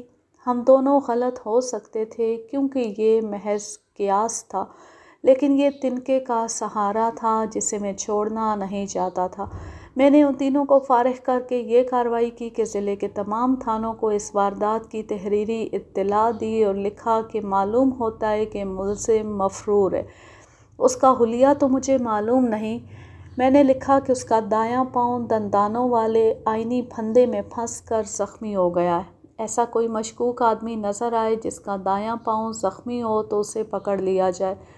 یہ پولیس کا ایک طریقہ ہوتا ہے کہ کوئی سراغ نہ ملے تو تھانے دار گرد و نواح کے تھانوں کو بلکہ دور دور کے تھانوں کو بھی واردات کی مختصر سی نوعیت اور ملزم کا حلیہ لکھ کر بذریعہ ڈاک بھیج دیتا ہے۔ ہر تھانے کا عملہ ملزم کو پکڑنے میں مدد دیتا ہے۔ اس واردات میں نے یہ کارروائی ضروری سمجھی۔ مجھے شک ہونے لگا تھا کہ ملزم باہر کا آدمی ہے۔ یہ کام کر کے میں مارا مارا پھرنے لگا۔ مخبروں، نمبردار اور چوکیدار کی میں نے جان کھا لی۔ میں آپ کو طوالت کے ڈر سے سنا نہیں سکتا کہ میں نے کیسے کیسے آدمیوں اور عورتوں سے تحقیقات کی اور کہاں کہاں گیا۔ واردات کو 1 مہینہ ہونے کو آیا تھا، مجھے ابھی تک کوئی سراغ نہیں ملا تھا۔ ایک روز اطلاع ملی کہ مقتول کی منگیتر گاڑی کے نیچے آ کر کٹ مری ہے۔ میرا خیال تھا اس نے خودکشی کی ہوگی اور اس کی وجہ یہ ہوگی کہ وہ مقتول کو چاہتی ہوگی اور غم نے اس پر اتنا غلبہ پایا کہ اس نے خودکشی کر لی۔ مجھے اس کے ساتھ کوئی دلچسپی نہیں تھی۔ خودکشی چونکہ ریلوے لائن پر ریل گاڑی کے نیچے آ کر کی گئی تھی، اس لیے اس کی تحقیقات ریلوے پولیس کے ذمے تھی۔ یہ یاد رکھیے کہ مقتول کی منگیتر کا گاؤں مقتول کے گاؤں سے 2.25 میل دور تھا اور ریلوے اسٹیشن ان دونوں سے 2.25 میل دور تھا۔ یہ چھوٹا سا برانچ لائن کا اسٹیشن تھا۔ میں نے خودکشی کی اس واردات کی طرف دھیان نہ دیا، لیکن چوکیدار نے جو مجھے یہ اطلاع دینے آیا تھا یہ کہہ کر کہ لڑکی رات کے وقت گاڑی پر سوار ہوتے گری اور گاڑی کے نیچے آ گئی، مجھے چونکا دیا۔ وہاں اسٹیشن پر ایک کلی تھا جس نے لڑکی کی لاش پہچان لی اور اس کے گھر والوں کو اطلاع دی۔ چوکیدار پوری خبر لایا تھا۔ اس نے یہ باتیں کلی سے پوچھی تھیں۔ اس کی اطلاع کے مطابق لڑکی چلتی گاڑی میں سوار ہو رہی تھی۔ اس کے ساتھ گھر کا کوئی آدمی نہیں تھا۔ اس کی جیب میں نوٹوں کی شکل میں خاصی رقم تھی لیکن ٹکٹ نہیں تھا۔ اگر یہ اطلاع صحیح تھی تو لڑکی گھر سے بھاگ رہی ہوگی۔ رات 11 بجے ایک معزز خاندان کی کنواری لڑکی کا گاڑی میں سوار ہونا اور اس کے ساتھ گھر کے کسی آدمی کا نہ ہونا یہ ظاہر کرتا تھا کہ وہ گھر سے بھاگ رہی تھی۔ اس کے پاس رقم بھی تھی۔ میرے دماغ میں کچھ سوال آئے۔ کیا لڑکی کسی ایسے آدمی کے ساتھ بھاگ رہی تھی جس کے ساتھ اس کی درپردہ میل ملاقات تھی؟ کیا یہ آدمی قاتل ہو سکتا ہے؟ اگر لڑکی کو کسی کے ساتھ بھاگنا ہی تھا تو مقتول کو قتل کرانے کی کیا ضرورت تھی؟ کیا مقتول کو اس آدمی کے متعلق معلوم تھا کہ اس کی منگیتر کے ساتھ اس کا تعلق ہے؟ اگر ہے تو کیا یوں نہ ہوا ہوگا کہ مقتول اور اس آدمی کی لڑائی ہوئی ہو اور اس آدمی نے موقع غنیمت جان کر مقتول کو جنگل میں قتل کر دیا ہو؟ لڑکی دفن ہو چکی تھی۔ میں نے چوکیدار اور مخبروں سے کہا کہ وہ معلوم کریں کہ لڑکی کے درپردہ تعلقات کس کے ساتھ تھے۔ چوکیدار نے وہیں اپنی رائے دے دی کہ لڑکی ایسی نہیں تھی، پردہ تو نہیں کرتی تھی لیکن باہر کم نکلتی تھی۔ گاؤں میں کسی کا راز چھپا رہ ہی نہیں سکتا، کوئی ایسی ویسی بات ہوتی تو بے نقاب ہو جاتی۔ چوکیدار نے یہ بھی بتایا کہ لڑکی کے گھر اسی کی عمر کا ایک نوکر ہے لڑکی جب کھیتوں کی طرف کبھی کبھی گھومنے پھرنے جاتی تھی تو یہ نوکر ساتھ ہوتا تھا۔ اس کے متعلق اس نے بتایا کہ یہ عام قسم کے نوکروں اور مزاروں جیسا نوکر نہیں تھا۔ 10-12 سال کی عمر میں اسے کہیں سے لائے تھے، صاف ستھرا رہتا تھا اور ایسے لگتا تھا جیسے ان کے گھر کا فرد ہو۔ یہ چونکہ میری واردات نہیں تھی اس لیے میں نے لڑکی کے گاؤں جا کر تحقیقات کی ضرورت نہ سمجھی۔ چونکہ یہ مقتول کی منگیتر تھی اس لیے مجھے اپنے مطلب کی کچھ معلومات حاصل کرنی تھی۔ میں ریلوے اسٹیشن پر چلا گیا اور اسٹیشن ماسٹر سے لڑکی کے حادثے کے متعلق پوچھا۔ اس نے وہی بتایا جو مجھے چوکیدار بتا چکا تھا۔ پلیٹ فارم پر تیل کی صرف 2 بتیاں جل رہی تھیں، روشنی بہت کم تھی۔ لڑکی سب سے آگے والے ڈبے میں سوار ہونے لگی تھی اور گر پڑی۔ تھوڑا آگے جا کر گاڑی رک گئی۔ جب اسٹیشن ماسٹر وہاں پہنچا اس وقت 10-12 آدمی وہاں جمع ہو گئے تھے۔ ان میں سے کوئی بھی لڑکی کو نہیں جانتا تھا۔ لاش روشنی میں لائی گئی تو ایک کلی نے پہچان لی۔ لڑکی کی دونوں ٹانگیں اور ایک بازو جسم سے الگ ہو گیا تھا۔ بکنگ کلرک نے بتایا کہ اس گاڑی کے لیے اس سے 5 مسافروں نے ٹکٹ لیے تھے۔ ان میں یہ لڑکی نہیں تھی۔ ایک آدمی نے 2 ٹکٹ امبالہ کے لیے لیے تھے۔ اس سے ظاہر ہوتا تھا کہ لڑکی کے ساتھ یہی آدمی ہوگا جس نے 2 ٹکٹ لیے تھے، لیکن یہ بھی تو ہو سکتا تھا کہ یہ آدمی کسی اور کا ساتھی ہو اور لڑکی بغیر ٹکٹ اکیلی جا رہی ہو۔ بکنگ کلرک کو اس آدمی کی شکل یاد نہیں تھی۔ روشنی کافی نہیں تھی اور بکنگ کلرک کو کسی کی شکل دیکھنے اور یاد رکھنے کی ضرورت بھی نہیں تھی۔ میں اگلی رات کو گاڑی میں سوار ہوا اور اس اسٹیشن پر جا اترا جہاں مجھے ریلوے پولیس کا وہ سب انسپکٹر مل سکتا تھا جس نے اس حادثے کی رپورٹ لکھی تھی۔ اس سے ملا تو اس نے لاپرواہی سے بتایا کہ اس نے لکھ دیا تھا کہ لڑکی اپنی غلطی سے گر کر مری ہے۔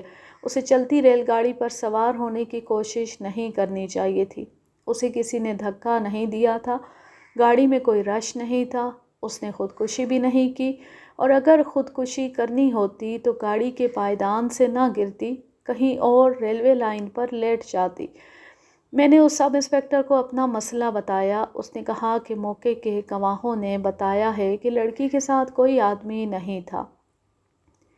اس نے میری اس رائے سے اتفاق کیا کہ لڑکی گھر سے بھاگ رہی تھی لیکن اس کی منزل کا پتہ نہ چل سکا کیونکہ اس کے پاس رقم تو تھی، ٹکٹ نہیں تھا۔ میں وہاں سے بھی مایوس واپس آیا۔ 2 دن اور گزر گئے۔ لڑکی کے گاؤں سے اطلاع ملی کہ لڑکی کے گھر کا وہ نوکر کہیں نظر نہیں آ رہا جس کا ذکر چوکیدار نے کیا تھا اور کہا تھا کہ وہ ان کے گھر کا فرد لگتا ہے۔ مجھے یہ بھی بتایا گیا کہ وہ اس رات سے غائب ہے جس رات لڑکی گاڑی تلے آئی تھی، لیکن گھر والوں نے مشہور کر دیا ہے کہ اسے کام کے لیے کہیں بھیجا ہے۔ مجھے یہ سوچنا تھا کہ میں لڑکی کے متعلق اس کے باپ سے براہ راست معلوم کروں کہ وہ کسی کے ساتھ جا رہی تھی یا اکیلی گھر سے بھاگ رہی تھی اور اسی رات نوکر کو کہاں بھیجا گیا ہے۔ میں نے سوچ کر فیصلہ کیا کہ یہ معلومات در پردہ حاصل کروں، جس کا ذریعہ مخبر، چوکیدار، نمبردار وغیرہ تھے۔ میرا مخبری کا نظام نہایت اچھا اور قابل اعتماد تھا۔ مجھے توقع نہیں تھی کہ لڑکی کا باپ صحیح بات بتائے گا۔ شام کو میں مخبروں کو بلا کر انہیں ہدایت دے رہا تھا۔ میرا ASI رگھو ناتھ بھی میرے ساتھ بیٹھا تھا۔ مخبروں میں ایک عورت بھی تھی جو اداکاری اور چرب زبانی میں مہارت رکھتی تھی۔ میں ابھی ان لوگوں سے باتیں کر ہی رہا تھا کہ ایک کانسٹیبل آیا۔ وہ میرے تھانے کا نہیں تھا، 10-12 میل دور کے ایک تھانے سے آیا تھا۔ اس نے مجھے ایک بند لفافہ دیا، کھولا اور چٹھی پڑھی۔ یہ اس تھانے کے SHO علی عمران کی تھی۔ یہ چٹھی میرے اس نوٹس کے جواب میں تھی جو میں نے ضلع کے تمام تھانوں کو بھیجا تھا کہ قتل کا ملزم مفرور معلوم ہوتا ہے اور اس کی نشانی یہ ہے کہ اس کا دایاں پاؤں زخمی ہوگا۔ یہاں میں آپ کو پھر بتا دوں کہ یہ میں نے ہوا میں یا اندھیرے میں تیر چلا رکھا تھا کہ قاتل کا دایاں پاؤں آئینی پھندے میں آ کر زخمی ہو گیا۔ یہ ایک قیاس تھا، اس میں وثوق اور یقین والی کوئی بات نہیں تھی۔ تفتیش ہمیشہ شکوک و شبہات پر ہی کی جاتی ہے۔ اس کیس میں تو مجھے ذرا سا شک بھی رفع کرنا تھا۔ سب انسپکٹر علی عمران نے لکھا تھا کہ ریلوے پولیس نے ایک آدمی کو ریلوے لائن پر لیٹ کر خودکشی کرنے کی کوشش میں پکڑا ہے اور اس آدمی کا دایاں پاؤں اس طرح زخمی ہے کہ ٹخنے اور پاؤں پر دونوں طرف کئی ایک زخم ہے۔ بلا شبہ یہ پھندے کے دندانوں کے زخم ہیں۔ علی عمران نے بصریہ ڈاک جواب دینے کی بجائے کانسٹیبل کے ہاتھ چٹھی بھیج دی تھی تاکہ مجھے جلدی مل جائے۔ کانسٹیبل نے یہ تفصیل سنائی کہ مال گاڑی جا رہی تھی، اسٹیشن سے نکلتی ہی چڑھائی شروع ہو جاتی تھی۔ علاقہ پہاڑی تھا اس لیے موڑ زیادہ تھے، چونکہ یہ مال گاڑی تھی اس لیے رفتار، وزن چڑھائی اور موڑوں کی وجہ سے بہت کم تھی۔ موڑوں سے نکل کر انجن کو رفتار میں لانا تھا۔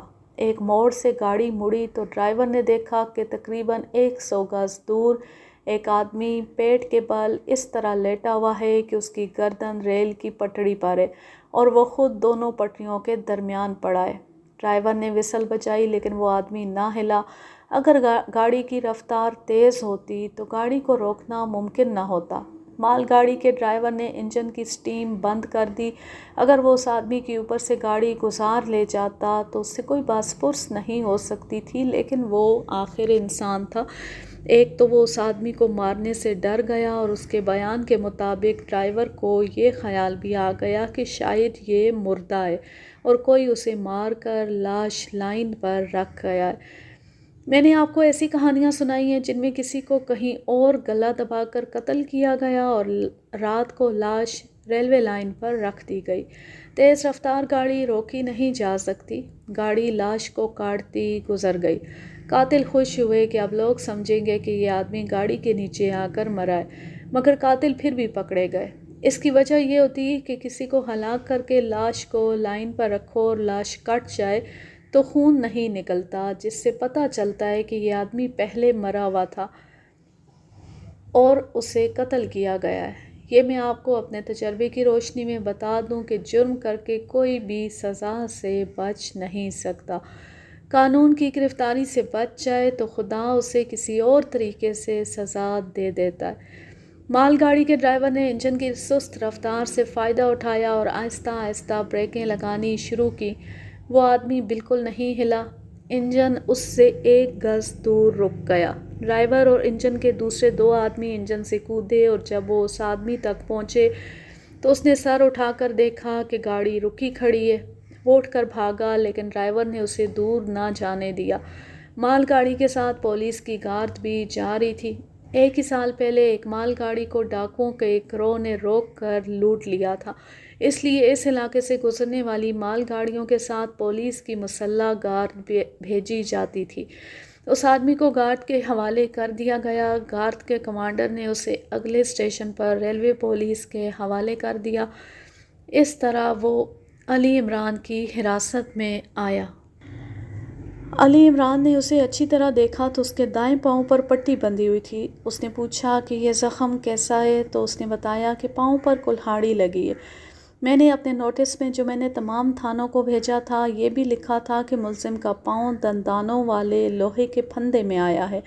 علی عمران نے اس کی پٹی کھلوائی تو یہ زخم کلہاڑی کا نہیں تھا بلکہ یہ کئی زخم تھے جو دندانوں کے ہو سکتے تھے، تو اس نے مجھے فوراً اطلاع بھیج دی۔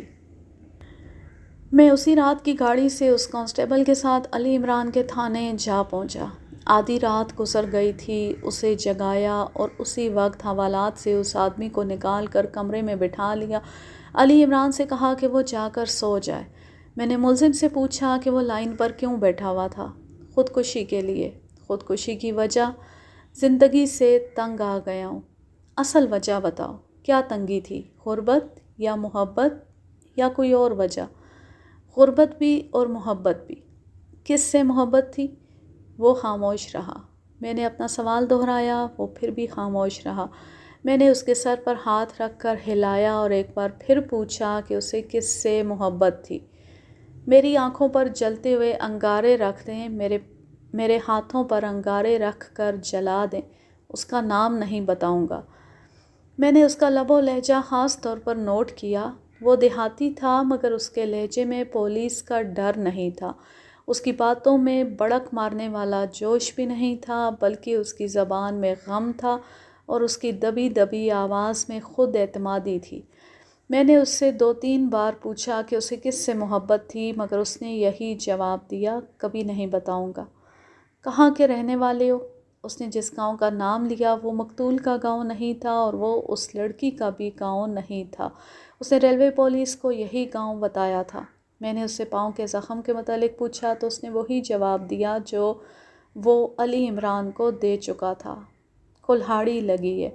میں نے اسے کھولنے کو کہا تو اس نے پٹی کھول دی، جو اسپتال کی پٹی نہیں، عام سا کپڑا تھا۔ اس پر ہلدی کے رنگ کی دوائیوں کے بڑے بڑے دھبے تھے۔ میں نے اس کا ننگا پاؤں دیکھا اور پوچھا، کلہاڑی دندانوں کی طرح تھی؟ اس نے کوئی جواب نہ دیا، میرے منہ کی طرف دیکھنے لگا۔ میں نے چونکہ وہ پھندا دیکھا تھا اس لیے میرے لیے کوئی شک نہ تھا کہ یہ پاؤں پھندے میں آیا تھا۔ ٹانگ پر ٹخنے کے دونوں طرف دندانے اترنے کے 3 زخم تھے۔ پاؤں کے اوپر والے حصے پر بھی دندانے اترے ہوئے تھے۔ اس کی جوتی پر بھی دندانوں کے صاف نشان تھے۔ جوتی میں 2-3 سوراخ تھے۔ 1 مہینے سے کچھ دن اوپر ہو گئے تھے، زخم ابھی پوری طرح ٹھیک نہیں ہوئے تھے۔ اس کی ایک وجہ تو یہ تھی کہ وہ دیسی علاج کرتا رہا تھا، اور دوسری وجہ یہ کہ پاؤں کے زخم تھے جن پر جسم کا وزن پڑتا رہتا تھا۔ اس کے اس جھوٹ نے کہ کلہاڑی لگی ہے مجھے گہرے شک میں ڈال دیا۔ اس پاؤں پر کلہاڑی نہیں لگی، اب تم اپنے پاؤں پر کلہاڑی مار رہے ہو۔ وہ اس محاورے کو سمجھنے کی اہلیت نہیں رکھتا تھا۔ ان پڑھ ہونے کے علاوہ وہ تجربے کی عمر میں ابھی داخل نہیں ہوا تھا۔ اس کی عمر 21-22 سال تھی اور وہ اچھی بھلی شکل و صورت اور بڑے اچھے جسم کا نوجوان تھا۔ یہ پاؤں قتل کے بعد پھندے میں آیا تھا یا پہلے؟ میں نے اس سے رازداری سے پوچھا۔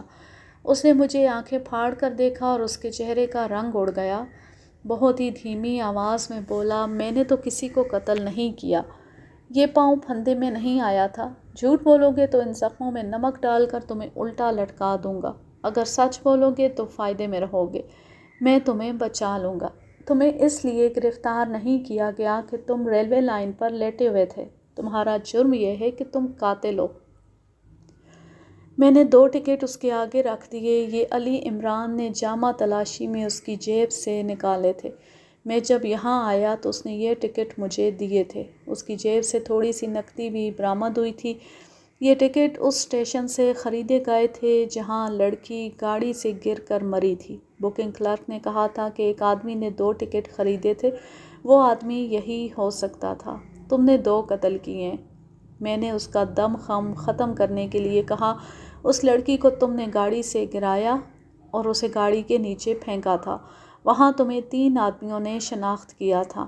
ٹکٹ بابو تمہیں اچھی طرح پہچانتا ہے۔ تم نے لڑکی کو کیوں قتل کیا ہے؟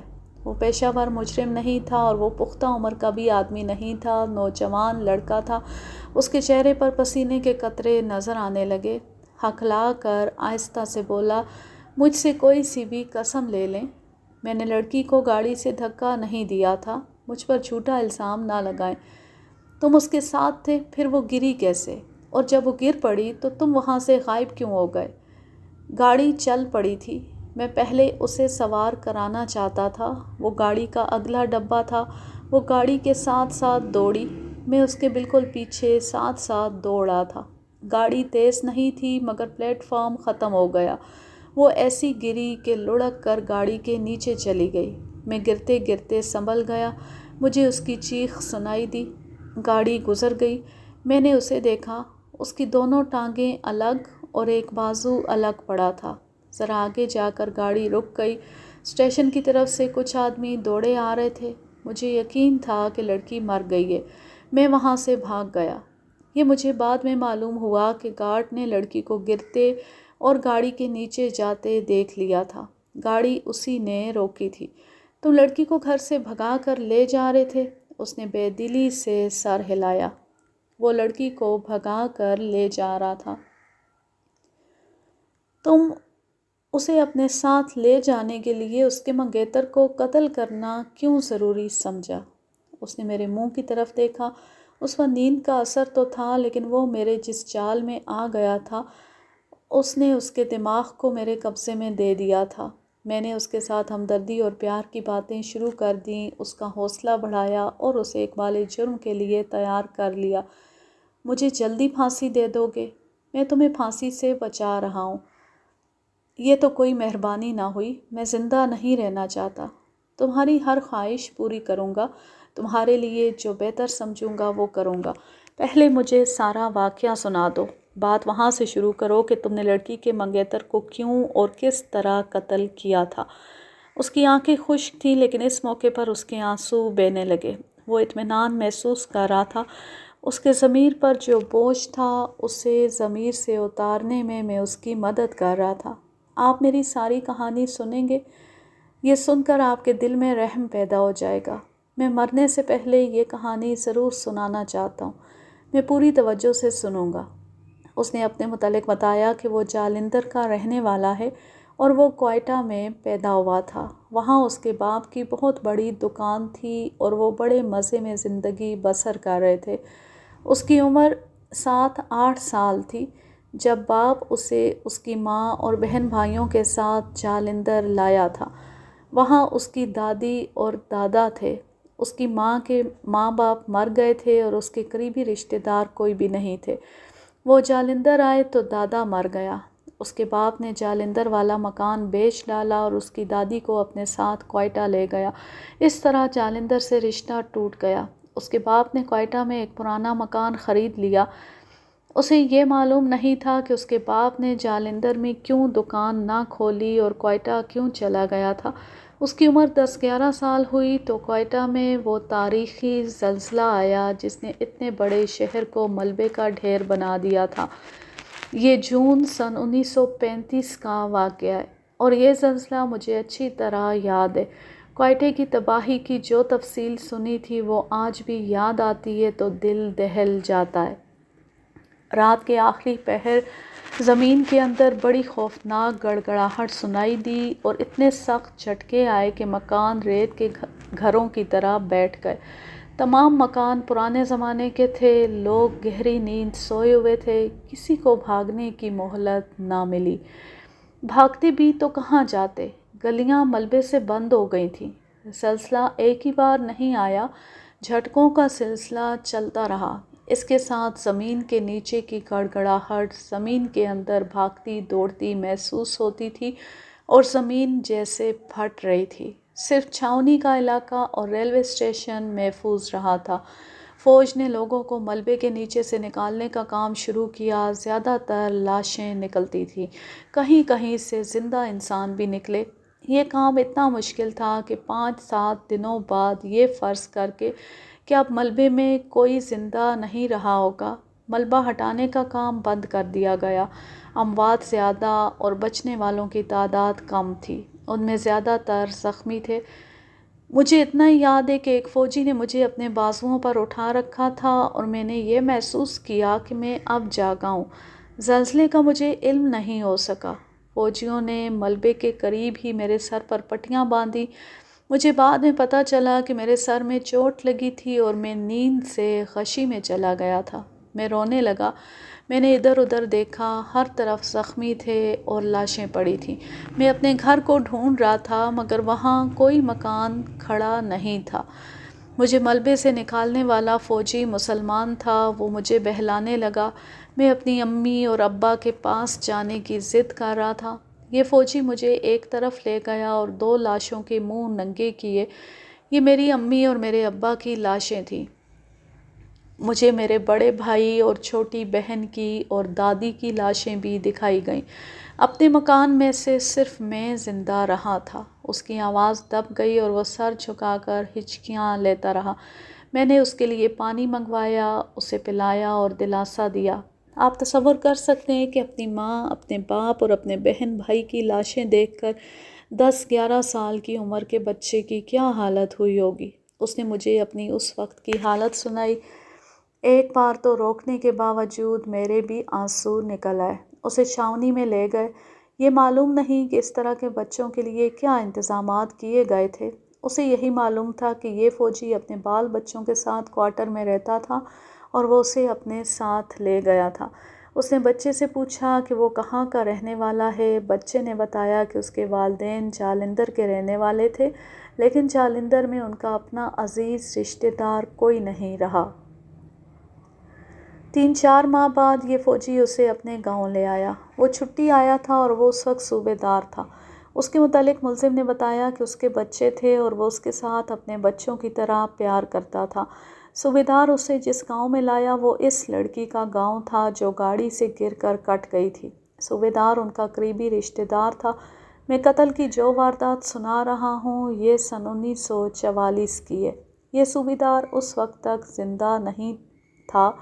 2 سال پہلے برما فرنٹ پر مارا گیا تھا۔ وہ بچے کو کوئٹہ سے لے آیا اور گاؤں والوں کو سنایا کہ وہ اپنے خاندان میں یہ اکیلا بچہ زندہ بچا ہے اور اسے وہ رحم کے جذبے سے لے آیا ہے۔ گاڑی کے نیچے آنے والی لڑکی کے باپ نے صوبے دار سے بچہ لے لیا۔ اس وقت لڑکی کی عمر اس بچے جتنی تھی، یعنی 10-11 سال۔ لڑکی کے باپ کے ساتھ حادثہ یہ ہو رہا تھا کہ اس لڑکی کے سوا اس کی کوئی اولاد نہیں تھی۔ 2 بچے پیدا ہوئے اور مر گئے تھے۔ اس نے صوبے دار سے یہ بچہ لے لیا۔ بعد میں جب میں نے لڑکی کے باپ کے بیان لیے تھے تو اس نے بتایا کہ اس نے اس بچے کو گود نہیں لیا تھا بلکہ اسے اس طرح لیا تھا کہ اس کی بچی کا گھر میں ساتھ رہے گا اور یتیم اور بے آسرا بچے کو پالنے کا ثواب بھی ملے گا۔ اس نے بتایا کہ بچہ صاف ستھرا، سلجھا ہوا اور خوبصورت تھا۔ وہ خوشحال زمیندار تھا۔ ایسے زمینداروں کے ہاں صرف روٹی کی خاطر لوگ خوشی سے نوکری کرتے تھے۔ ان زمینداروں کے طور طریقے بادشاہوں جیسے تھے۔ اس بچے کو اسی زمیندار نے بادشاہی شغل کے طور پر رکھ لیا۔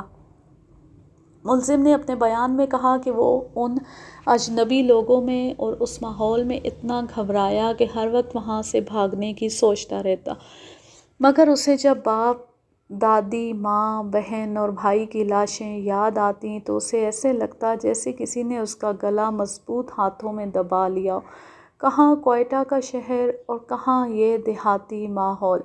بچہ بڑے اچھے اسکول میں پڑھتا تھا۔ یہاں گاؤں میں پڑھنے پڑھانے کا رواج ہی نہیں تھا۔ اسے گاؤں کے بچے گندے لگتے تھے اور اسے وہاں کی ہر چیز سے ڈر لگتا تھا۔ زمیندار اور اس کی بیوی نے اسے اپنے بچے کی طرح رکھا، اسے اچھے کمرے میں سلاتے تھے اور اسے اپنی بچی کے ساتھ کھانا دیتے تھے۔ زمیندار کی بچی بھی اس کے ساتھ اچھا سلوک کرتی تھی اور اسے اپنے ساتھ لگائے رکھنے کی کوشش کرتی تھی۔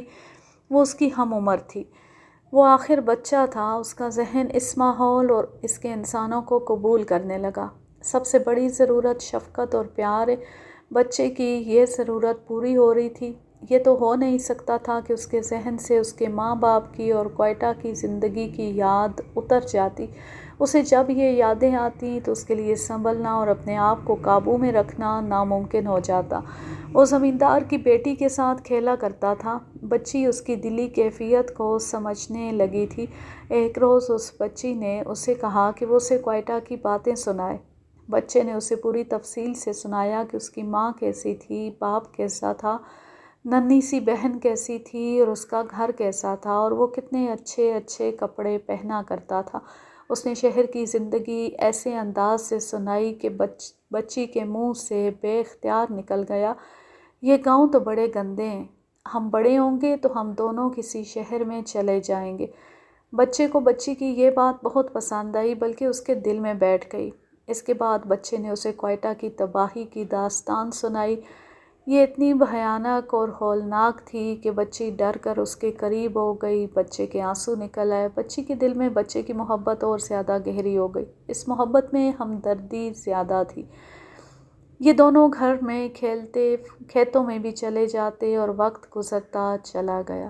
ملزم لباس اور عادات کے لحاظ سے دیہاتی بنتا چلا گیا۔ اسی علاقے کے لب و لہجے میں وہیں کی زبان بولنے لگا، لیکن کوئٹہ اور اپنا گھر اور اپنے ماں باپ، بہن بھائی دل سے نہیں اترتے تھے۔ ملزم نے تھانے میں مجھے بیان دیتے ہوئے کہا، ان سب کی لاشیں آنکھوں کے سامنے رہتی تھیں، میں کچھ بھی نہیں کر سکتا تھا۔ غصہ آتا تھا اور دل پر غم کا بوجھ رہتا تھا۔ یہ لڑکی اتنی اچھی تھی کہ مجھے زیادہ دیر غمگین نہیں رہنے دیتی تھی۔ اسے اور کچھ کہنا نہیں آتا تھا تو یہی کہہ دیتی تھی کہ ہم بڑے ہو کر شہر چلیں گے۔ دونوں 15-16 سال کی عمر کو پہنچے تو ملزم گھر کے کام بھی کرنے لگا۔ دیہات میں فصل اٹھانے، بازار بھجوانے وغیرہ سے متعلق کام قابل اعتماد اور عقل مند نوکر کیا کرتے تھے۔ زمین جائیداد والوں کے کئی کام ایسے ہوتے تھے جو ہر نوکر سے نہیں کرائے جاتے۔ یہ کام آہستہ آہستہ ملزم کے سپرد ہونے لگے اور وہ دلچسپی سے کرنے لگا۔ اس کی حیثیت گھر کے فرد کی بھی ہو گئی اور نوکر کی بھی۔ لڑکی اب جوان ہو گئی تھی، وہ اب ملزم کے ساتھ پہلے کی طرح کھیل نہیں سکتی تھی، لیکن ملزم کے ساتھ اس کی دلچسپی پہلے سے زیادہ ہو گئی۔ وہ اس کے کھانے پینے کا اور کپڑوں کا خود خیال رکھتی تھی۔ چونکہ ماں باپ کی اکلوتی بیٹی تھی اس لیے لاڈلی تھی، ماں باپ اس کی ہر بات مانتے تھے۔ انہوں نے جوان ہونے کے باوجود بیٹی کو لڑکے کے ساتھ اتنا زیادہ بے تکلف ہونے سے نہ روکا۔ اب ان کی بے تکلفی کا رنگ بدل گیا۔ تنہائی میں ہوتے تو لڑکی بعض اوقات شرما جاتی۔ لڑکے کے ذہن سے کوئٹہ اور شہری زندگی نکلی نہیں تھی۔ اب وہ بھلا برا سوچ سکتا تھا اور اس نے یہ فیصلہ کر لیا کہ وہ گاؤں میں نہیں رہے گا۔ لیکن لڑکی اس کے پاؤں کی زنجیر بن گئی تھی۔ ان کے بچپن کے کھیل اب جوانی کا کھیل بن گیا تھا جسے پردوں میں چھپ کر کھیلا جاتا ہے۔ ملزم نے خدا اور قرآن کی قسمیں کھا کر کہا کہ ان کی محبت بالکل پاک تھی اور دونوں نے کبھی ایسی ویسی بات نہیں سوچی تھی۔ ملزم کو یہ پورا احساس تھا کہ لڑکی کے گھر والے اس پر اعتبار کرتے ہیں۔ لڑکا شہری ماحول اور شائستہ گھرانے کا پروردہ تھا، لیکن اس پر دیہاتی پن غالب آ چکا تھا۔ وہ دلیر اور اکھڑ بن گیا۔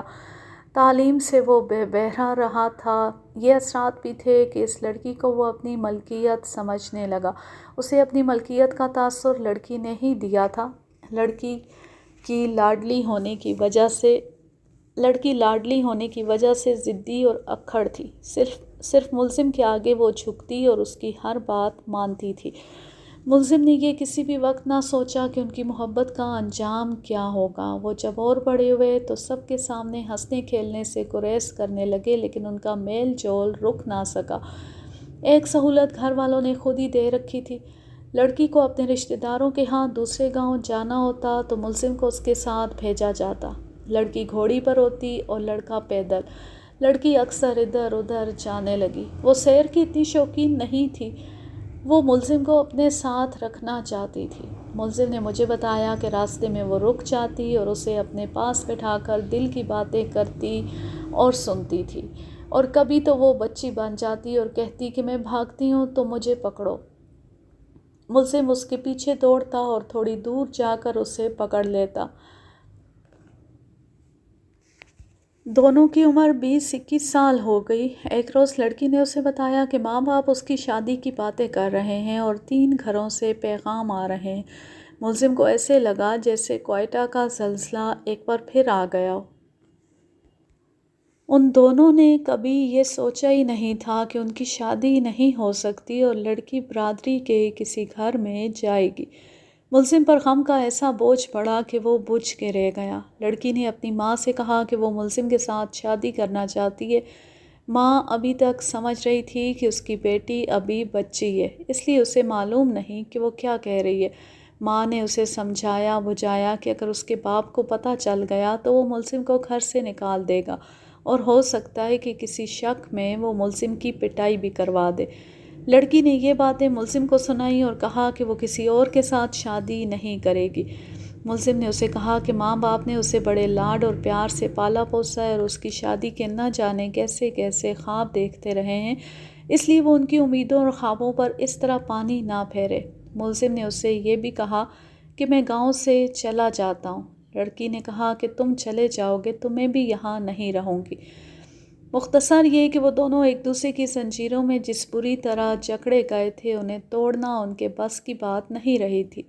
پھر لڑکی کی منگنی ہو گئی۔ دیہاتی معاشرے میں لڑکیوں کی پسند اور مرضی کون دیکھتا ہے، بلکہ اسے تو جرم سمجھا جاتا ہے۔ ملزم کا رد عمل یہ تھا کہ اسے غصہ آنے لگا۔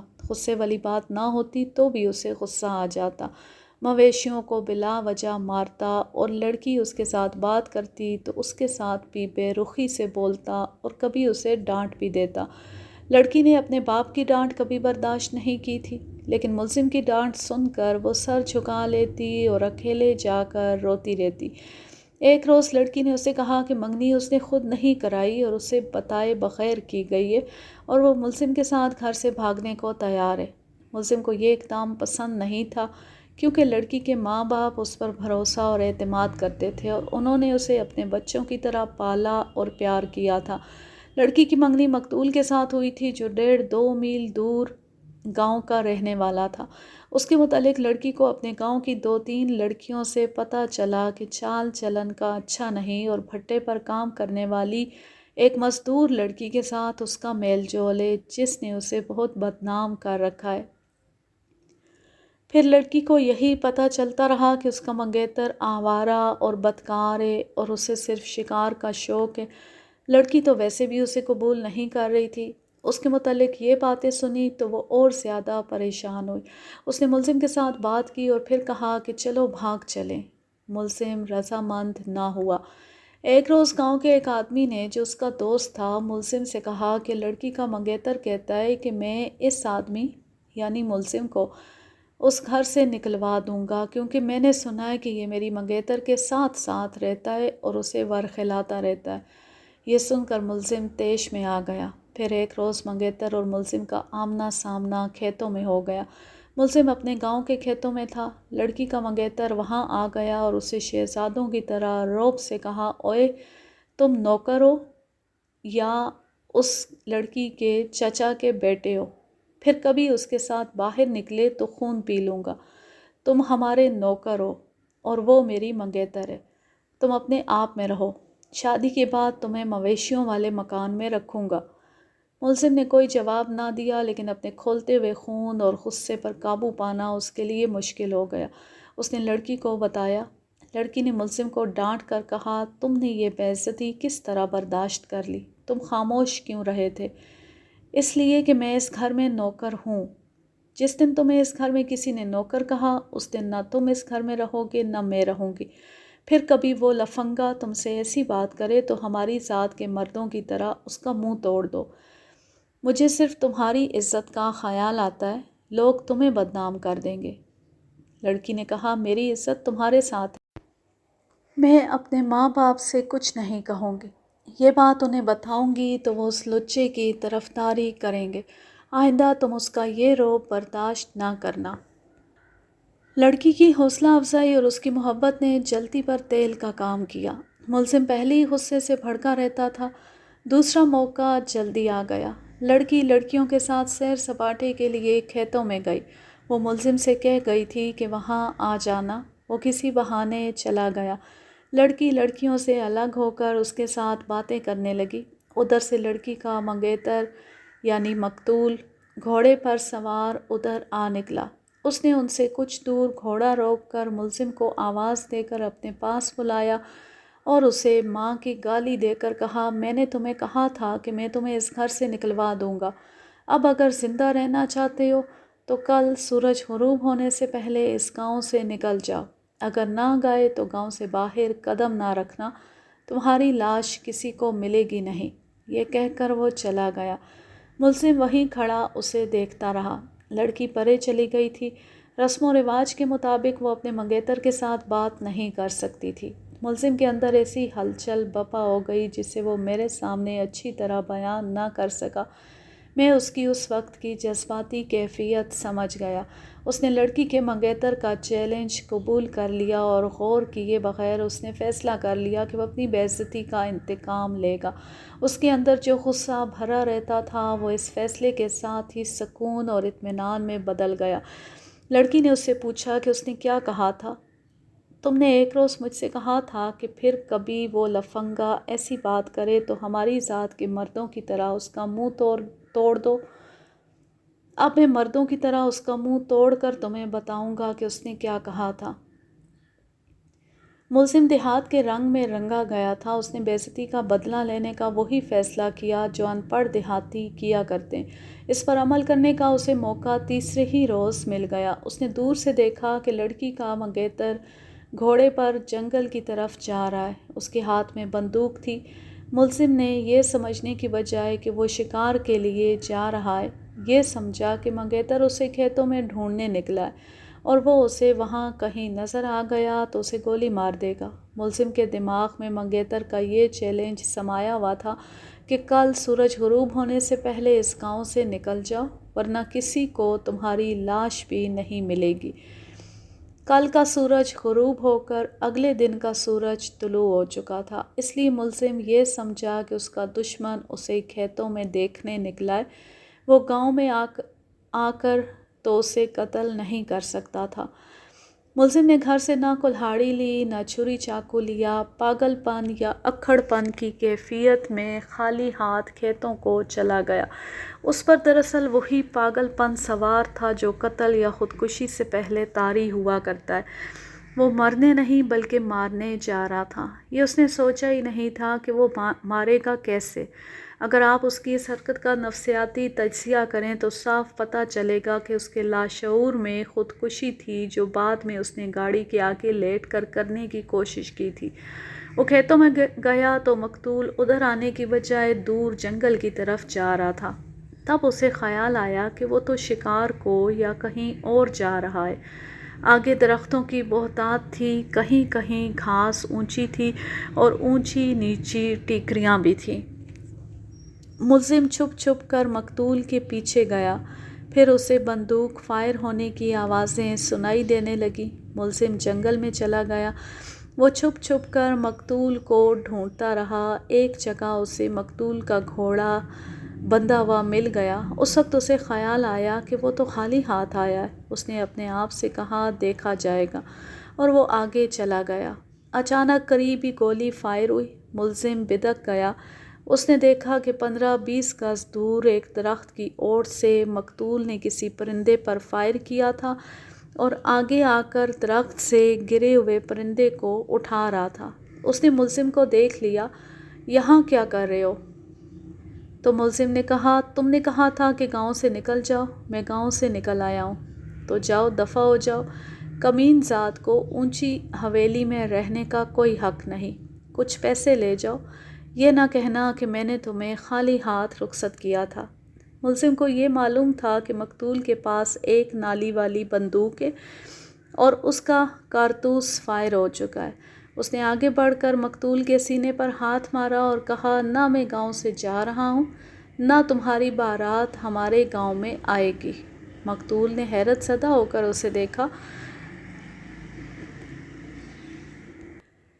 ملزم نے پھرتی سے مقتول کی گردن اپنے ہاتھوں میں جکڑ لی۔ اس نے دونوں انگوٹھے مقتول کی گردن کے صحیح مقام پر رکھے۔ مقتول بہت تڑپا۔ پہلے اس کے ہاتھ سے بندوق گری، پھر اس کا جسم ڈھیلا ہوا اور پھر اس کا جسم بے جان ہو گیا۔ ملزم نے اسے چھوڑا تو مقتول گر پڑا۔ ملزم وہاں سے چل پڑا۔ وہ اب دوسری طرف جا رہا تھا۔ میرے کھوجی نے کھرا ٹھیک اٹھایا تھا۔ جائے واردات تک ملزم کے کھرے کسی اور سمت سے آئے تھے اور واپس دوسری سمت سے گئے تھے، اور یہ کھرے سیدھے آئینی پھندے میں گئے۔ ملزم کچھ دور جا رکا اور پیچھے دیکھا کہ مقتول اٹھا تو نہیں۔ وہ نہیں اٹھا تھا۔ ملزم نے ادھر ہی دیکھتے پیچھے کو قدم اٹھائے، پھر سیدھا چلنے لگا۔ دوسرا قدم زمین پر رکھا ہی تھا کہ اچانک اس کے پاؤں کے نیچے بڑی زور سے تڑاخ ہوئی اور اس کا دایاں پاؤں پھندے کے نوکدار دانتوں میں جکڑا گیا۔ دندانے اس کے ٹخنے میں اتر گئے۔ اس نے نیچے دیکھا۔ پھندا گھاس میں چھپا ہوا تھا۔ گھاس ہرنوں کے لیے رکھی گئی تھی۔ ملزم نے اس قسم کا پھندا 2-3 بار دیکھا تھا۔ قریب ہی اسے لمبوترا سا پتھر نظر آیا۔ اس کی مدد سے اس نے پھندے میں سے اپنا پاؤں نکال لیا۔ وہ پھندے کو کھولنا جانتا تھا۔ پاؤں زخمی ہو گیا۔ کچھ پرے جا کر وہ ایک درخت کے نیچے بیٹھا اور اپنی پگڑی پھاڑ کر خون صاف کرنے لگا۔ پھر اس نے زخموں پر مٹی ڈالی اور پگڑی سے پٹی پھاڑ کر باندھ دی۔ گھر جا کر اس نے یہ زخم صرف لڑکی کو دکھائے اور اسے بتا دیا کہ اس کے منگیتر کو وہ ختم کر آیا ہے۔ لڑکی پہلے تو گھبرائی، پھر سنبھل گئی اور بولی یہ تم نے مجھ پر احسان کیا ہے، اب دوسرا احسان کرو، چلو یہاں سے بھاگ چلے۔ ملزم نے انکار کر دیا اور کہا کہ وہ اب اکیلا جائے گا اور ہمیشہ کے لیے چلا جائے گا۔ لڑکی نے اپنی محبت کا واسطہ دیا۔ ملزم پر کچھ اثر ہونے لگا۔ جب وہ اپنے آپ میں آیا تو اسے خیال آیا کہ وہ قاتل ہے اور پکڑا جا سکتا ہے۔ اس نے اپنے بچاؤ کی ترکیبیں سوچنی شروع کر دیں۔ لڑکی نے بھی اس کی مدد کی۔ ملزم نے اپنا زخم چھپائے رکھا۔ لڑکی نے اسے کوئی دیسی دوائی اور مرہم دی۔ پھر پولیس کی تفتیش شروع ہو گئی، لیکن میں ملزم کے گاؤں نہیں گیا تھا کیونکہ اس کی کوئی ضرورت نہیں تھی۔ میری تفتیش کے دوران ملزم اور لڑکی نے گھر سے بھاگ جانے کا فیصلہ کر لیا۔ لڑکی نے اسے کہا کہ یہ منگیتر مر گیا تو برادری میں منگیتروں کی کمی نہیں، اس کی شادی کسی صورت میں ملزم کے ساتھ نہیں ہو سکتی تھی۔ انہوں نے فوراً بھاگ جانا اس لیے مناسب نہ سمجھا کہ ان پر قتل کا شبہ ہوگا اور پولیس ان کا پیچھا کرے گی، اور دوسری وجہ یہ تھی کہ ملزم کا پاؤں ابھی ٹھیک نہیں تھا۔ لڑکی امیر ماں باپ کی اکلوتی اور لاڈلی بیٹی تھی، اس کے لیے بھاگتے وقت رقم ساتھ لے جانا کوئی مشکل مسئلہ نہیں تھا۔ 1 مہینہ گزرنے کو آیا تو ان دونوں کو یقین ہو گیا کہ اب پولیس ان پر شک نہیں کرے گی، اور پاؤں بھی پہلے سے بہتر ہو گیا تھا۔ ان دونوں نے پاؤں کا زخم کامیابی سے چھپائے رکھا تھا۔ لڑکی نے گھر سے بہت سی رقم چرا کر اپنے پاس رکھ لی، زیورات اس لیے نہ چرائے کہ جہاں کہیں فروخت کیے پکڑے جائیں گے۔ جذبات میں آ کر گھروں سے بھاگنے والے یہ نہیں سوچا کرتے کہ جائیں گے کہاں اور کریں گے کیا اور رہیں گے کہاں۔ جوان اور خوبصورت لڑکی کو ساتھ لے کر بھاگنا اور زیادہ خطرناک ہوتا ہے۔ انہوں نے کچھ بھی نہ سوچا، اور ایک رات جب گھر والے سو گئے تو پہلے ملزم باہر نکلا اور گاؤں سے نکل گیا، پھر لڑکی نکلی اور اس سے جا ملی۔ اندھیرے نے انہیں چھپائے رکھا اور وہ ریلوے اسٹیشن پہنچ گئے۔ ملزم کو رات کی گاڑی کا وقت معلوم تھا۔ اس نے لڑکی کو اس طرف کھڑا کیا جدھر انجن رکتا تھا۔ وہ لڑکی سے پیسے لے کر ٹکٹ لینے گیا۔ اس نے امبالہ کے 2 ٹکٹ لیے۔ اتنے میں گاڑی آ گئی۔ یہ چھوٹا سا اسٹیشن تھا۔ گاڑی رکی اور چل پڑی۔ وہ دوڑتا لڑکی کے پاس پہنچ چکا تھا، اسے بازو سے پکڑ کر دوڑایا۔ لڑکی نے ایک ڈبے کا ڈنڈا پکڑ لیا۔ گاڑی چلی جا رہی تھی۔ ملزم اس کے پیچھے ساتھ لگا کہہ رہا تھا، پائیدان پر پاؤں رکھو۔ اس نے ابھی پاؤں رکھا ہی تھا اور دوسرا پاؤں ابھی پلیٹ فارم پر تھا کہ پلیٹ فارم ختم ہو گیا۔ لڑکی لٹک گئی، پھر گھوم کر ایسی گری کہ گاڑی کے نیچے آ گئی۔ ملزم بھی گرا لیکن گاڑی سے دور رہا۔ اسے لڑکی کی چیخ سنائی دی۔ دوڑ کر دیکھا، لڑکی کی ٹانگیں الگ، بازو الگ اور دھڑ بالکل بے حس الگ پڑا تھا۔ گاڑی رک گئی۔ پلیٹ فارم کی طرف سے 3-4 آدمی دوڑے آ رہے تھے۔ ملزم وہاں سے کھسک گیا اور اندھیرے میں غائب ہو گیا۔ میں اس لڑکی کی خاطر گاؤں میں رہا، ورنہ بہت عرصہ پہلے بھاگ جاتا۔ اس نے ہچکیاں لے لے کے روتے ہوئے کہا، اسی کی خاطر قتل کیا تھا۔ وہ نہ رہی تو میں وہاں رک کر کیا کرتا؟ میرا دماغ جواب دے گیا۔ میں روتا ہوا اس سمت کو چل پڑا جدھر سے مجھے پولیس پکڑ کر لائیے۔ اگر میرا دماغ ٹھکانے رہتا تو میرے پاس امبالہ کا ٹکٹ تھا، میں آگے جا کر اسی گاڑی میں سوار ہو جاتا۔ گاڑی رکی کھڑی تھی مگر میری ہچکی بندھی ہوئی تھی اور ہوش اڑے ہوئے تھے۔ میں 10 سال پہلے کوئٹہ کے ملبے سے نکل کر اور اپنے سارے کنبے کی لاشیں دیکھ کر اسی طرح رویا تھا جس طرح اس لڑکی کی موت پر رویا۔ میں ویرانوں میں روتا پھرا اور یہ ہوش نہیں تھی کہ میں کہاں ہوں اور کدھر جا رہا ہوں۔ مجھے یہ بھی یاد نہیں کہ لڑکی کے مرنے کے بعد یہ دوسرا دن تھا یا تیسرا کہ مجھے ریلوے لائن نظر آئی۔ پہاڑیوں میں سے سیاہ دھواں اٹھتا نظر آیا اور انجن کی وسل بھی سنائی دی۔ گاڑی آ رہی تھی۔ مجھے یک لخت سکون محسوس ہونے لگا۔ میں نہایت اطمینان سے ریلوے لائن پر گردن رکھ کر پیٹ کے بل لیٹ گیا اور مجھے وہ لڑکی نظر آنے لگی جو میری محبت میں مری تھی۔ انجن نے وسلیں دیں لیکن میں نہ اٹھا۔ میرے دل میں خوف یا افسوس بالکل نہیں تھا۔ میری یہی ایک خواہش تھی کہ مر جاؤں، اور میری خواہش پورے ہونے میں 1-2 منٹ رہ گئے تھے مگر ایک آدمی نے مجھے اٹھایا۔ تب میں نے دیکھا کہ گاڑی میرے قریب رکی کھڑی ہے۔ میں نے بھاگنے کی کوشش کی مگر انہوں نے مجھے پکڑ لیا۔ مجھے پکڑے جانے کا افسوس نہیں، افسوس یہ ہے کہ مرنے کی خواہش پوری نہیں ہوئی۔ قتل کا اقبال کرنے کے باوجود اس کے مرنے کی خواہش پوری نہ ہوئی، اسے عمر قید دی گئی تھی۔ یوں یہ کہانی اپنے اختتام کو پہنچی۔ اب میں لیتی ہوں آپ سے اجازت۔ جہاں رہیں خوش رہیں، شاد و آباد رہیں، ہنستے مسکراتے رہیں۔ اللہ حافظ، اللہ نگہبان۔